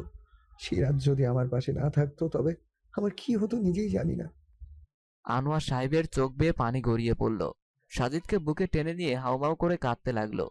এই বুড়ো বাপটাকে একটা খবর দিতে পারতিস, ছুটে যেতাম তোর কাছে। শায়লা বিছানা থেকে নেমে বলল, আমার সোনা বাবা, আর কখনো কিছু লুকাবি না। যা হবে আমরা সবাই মিলে মুখোমুখি হব। সাজিদ বাবা মায়ের চোখের পানি মুছে দিল। সেরিন বলল, ভাইয়া, আল্লাহর কাছে হাজার হাজার শুক্রিয়া, তোকে ফিরে পেয়েছি। মা, তোমাদের আরেকটা কথা বলার আছে। শায়লা জিজ্ঞাসু দৃষ্টিতে তাকিয়ে রইল। সাজিদ সিরাতের পাশে দাঁড়িয়ে বলল, সিরাত শুধু আমার ডাক্তার নয়, ও আমার। কি? ও ও আমার অর্ধাঙ্গিনী। দেশে ফেরার আগে আমরা রেজিস্ট্রি ম্যারেজ করে নিয়েছি। শায়লা অবাক হয়ে জিজ্ঞেস করলো, এই কি বলছিস সাজিদ? হুম, ঠিক বলছি। চিত্রা এতক্ষণ চুপচাপ ছিল। সাজিদের বিয়ের কথা শুনে খুশিতে চোখ মুখ জুড়ে আনন্দ বয়ে গেল। বাহ, এটা তো দারুণ খবর। অভিনন্দন সাজিদ ভাইয়া। খালামণি, তোমার ছেলে আর ছেলের বউকে দোয়া করবে না? শায়লা হুঙ্কার দিয়ে উঠল। কিসের বিয়ে? এই বিয়ে আমি মানি না। আনোয়ার সাহেব চোখ দুটো ছোট ছোট করে শায়লার দিকে তাকালো। শায়লা তো এমন নয়। এই শায়লাকে তার বড্ড অচেনা লাগছে। শায়লা, ছেলে যখন বিয়ে করে ফেলেছে তখন আর তুমি দ্বিমত করো না। ছেলে বউকে সম্মানে মেনে নাও। চুপ করো সাজিদের বাবা। ওর যা খুশি তাই করবে নাকি? আমাদের কোনো পছন্দ অপছন্দ নেই। একে তো সব কথা লুকিয়ে গেল, এখন আবার এত বড় কাণ্ড ঘটিয়ে এসেছে। সিরাতের মুখটা ফ্যাকাশে হয়ে গেল। তবে কি তার স্বপ্নগুলো ভেঙে চুরমার হয়ে যাবে? সিরাত কাচুমাচু হয়ে শায়লার সামনে এসে দাঁড়ালো। আন্টি, আপনি আমাদের মায়ের মতো। আমরা যদি কোনো ভুল করে থাকি আপনি আমাদেরকে ক্ষমা করে দিন। আপনি গুরুজন, আপনি যা শাস্তি দিবেন আমরা মাথা পেতে নিব। সিরাতের এই অবস্থা দেখে সাজিদের খুব খারাপ লাগলো। মেয়েটা তার জন্য এতটা ত্যাগ স্বীকার করেছে, এত কষ্ট করেছে, তাকেই অপমানিত হতে হচ্ছে। চিত্রা শায়লার হাত ধরে বলল, ও খালামণি, তুমি এমন রাগ করছো কেন? ওরা দুজন দুজনকে খুব ভালোবাসে। তুমি চাও না ওরা একসাথে থাকুক? চিত্রা মা, তুইও ওদের সাপোর্ট করছিস? আমার দিকটা একবারও ভাবছিস না? মা, তুমি এত জেদ করছো কেন বলো তো? দেখো, সিরাত ভাবির মুখটা ভাবি মিষ্টি দেখতে। তুমি এমন মিষ্টি মেয়ের উপর রাগ করছো? ভাইয়া ভাবির সুখে থাকাটাই আমাদের কাছে গুরুত্বপূর্ণ। জেরিন, থাক, মাকে আর কিছু বলিস না। মা এই বিয়েটা মানবে না। মা আমার এই অবস্থা জেনে যে মেয়েটা আমার হাত ধরেছে তাকে ছেড়ে থাকা আমার পক্ষে সম্ভব না। যে বাড়িতে সিরাতের জায়গা নেই সে বাড়িতে আমার পক্ষে থাকা সম্ভব নয়। তোমরা ভালো থেকো, আমরা আসছি। সাজিদ সিরাতের হাত ধরে চৌকাঠ পেরোবে এমন সময় শায়লা বলল, দেখছো সাজিদের বাবা, তোমার ছেলে একদম তোমার মতোই হয়েছে। বইয়ের সম্মান কিভাবে রাখতে হয় আমার ছেলে জানে। শায়লার কথা শুনে সাজিদ চৌকাঠে দাঁড়িয়ে পড়ল। শায়লা গিয়ে সিরাতের হাত ধরল। সিরাত মা, তুই আমার উপরে অভিমান করিস না। আমি তোদের সাথে একটু মজা করলাম, আর দেখলাম আমার ছেলেটা তোকে কতটা ভালোবাসে। আমি কিন্তু দরজাল শাশুড়ি নই। শায়লার এহেন কাণ্ডে সবার চোখ কপালে উঠে গেল। চিত্রা হেসে বলল, খালামণি, তুমি পারো বটে। শায়লা হো করে হেসে উঠল। সাজিদ শায়লার কাছে এসে বলল, কেমন দিলাম বলো তো? সবাই কেমন ঘাবড়ে গেল। শায়লা, চিত্রা আর জেরিন মিলে সিরাতকে রুমে নিয়ে গেল। আনোয়ার সাহেব হেসে বলল, তবে আমি কিন্তু মিথ্যা বলিনি। এই বিয়ে আমি মানি না। আমার একমাত্র ছেলের বিয়ে এমন সাদামাটা হবে তা তো হতে পারে না। সাজিদের বাবা, ছেলের বিয়ে কিন্তু ধুমধাম করে দিতে হবে। পুরো শহরকে তাক লাগিয়ে দাও। সাজিদ, তোর মায়ের কোনো জবাব নেই। চল, বিয়ে আয়োজন করতে হবে তো, দেরি করা যাবে না। তুল কালাম কাণ্ড ঘটিয়ে ফেলবে। সাজিদ আর আনোয়ার মিলে বিয়ের আয়োজন করলো। খুব জাঁকজমকপূর্ণভাবে বিয়ে সম্পন্ন হলো। সাজিদ আর সিরাতের বিয়েতে সবাই খুব মজা করলো। পুরনো কথাগুলো ভাবতে ভাবতে কেবিনের দিকে এগিয়ে গেল চিত্রা। একটা দীর্ঘশ্বাস বেরিয়ে এলো বুক চিরে। কাল রাতে বারান্দায় বসে পুরনো অ্যালবামগুলো দেখছিল। হঠাৎ তার ফোনটা বেজে উঠল। চিত্রা কলটা স্পিকারে দিয়ে কথা বলতে লাগলো। হ্যালো, চিত্র ম্যাম বলছেন? জি, বলুন। আমাদের হসপিটালে আমরা রোগীদের উৎসাহ দেওয়ার জন্য একটা অনুষ্ঠানের আয়োজন করেছি। দেশের কয়েকজন গরিব মানুষকে ডাকা হয়েছে। আমরা চাই আপনি আমাদের প্রোগ্রামে আসুন। প্লিজ ম্যাম, না করবেন না। আপনাদের প্রোগ্রামটা কবে? আগামীকাল বিকাল 4টায়। ঠিক আছে, আপনারা আমায় অ্যাড্রেসটা পাঠিয়ে দিন, আমি সময় মতো পৌঁছে যাব। প্রোগ্রাম শেষে রোগীদের সাথে কথা বলতে বলতে সাগরকে দেখতে পায়। সাগরের বেডের দিকে এগিয়ে গেল। পাশে থাকা বয়স্ক মহিলাকে জিজ্ঞেস করল, ওনার কি হয়েছে? বয়স্ক মহিলাটি চিত্রার দিকে তাকালো। চিত্রাকে ঠাহর করতে পারল না। হাতের তসবিটা পাশে রেখে সাগরের বুকে ফু দিল। পাশে রাখা গ্লাসটা হাতে নিয়ে ঢকঢক করে পুরোটা খেয়ে নিয়ে বলল, তুমি কে মা? আমি চিত্রা। ও ও হচ্ছে আমার পালক সন্তান। ছোটবেলা ওর মা মারা যাওয়ার আগে আমার হাতে তুলে দিয়ে যায়, কিন্তু আমি ওকে মানুষ করতে পারিনি। এমন কোনো খারাপ কাজ নেই যাও করেনি। ওই জন্য আমি ওকে ঘর থেকে বের করে দেই। হঠাৎ একদিন আমি রাস্তা পার হচ্ছিলাম, এমন সময় একটা ট্রাক আমার দিকে ছুটে আসতেছিল। আমি কি করব ভেবে পাচ্ছিলাম না। ও বাতাসের বেগে এসে আমায় ধাক্কা মারে। আমি সাইডে চলে যাই, একটু আধটু কাটা ছেঁড়া যায়। রাস্তার দিকে তাকিয়ে দেখি ও নিথর দেহ পড়ে আছে, মাথা দিয়ে রক্ত বের হচ্ছে। ট্রাকটা ওকে চাপা দিতে দ্রুত চলে যায়। আশেপাশের লোকজনের সাহায্যে হাসপাতালে নিয়ে আসি। শুনেছি বিয়েও করেছে, কিন্তু বৌমাকে দেখেনি কখনো। আমি বেঁচে আছি ওর জন্য। আমার জন্য আজ ওর এই অবস্থা, কোনো হুঁশ নেই। আমার বাকি দুই ছেলে ওর চিকিৎসার খরচ চালায়।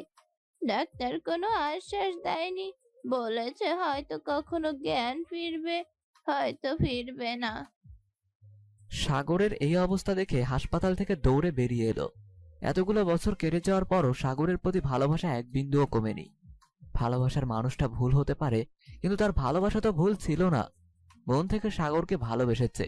মন, মস্তিষ্ক আর হৃদয়ের সবটা জুড়ে সাগর নামক মানুষটার একচ্ছত্র আধিপত্য। সেখানে অন্য কারোর প্রবেশ নিষিদ্ধ।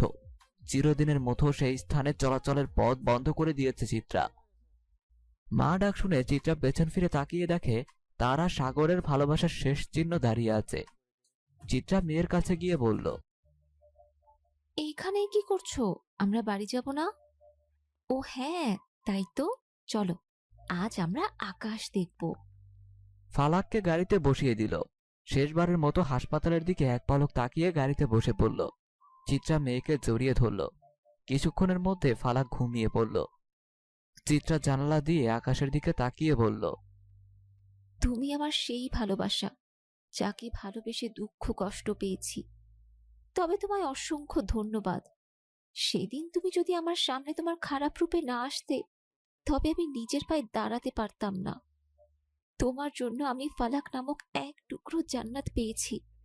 সাগর, আমি তোমায় কখনো ভুলতে পারবো না, কিন্তু তোমায় আর আমার জীবনে চাই না আমি।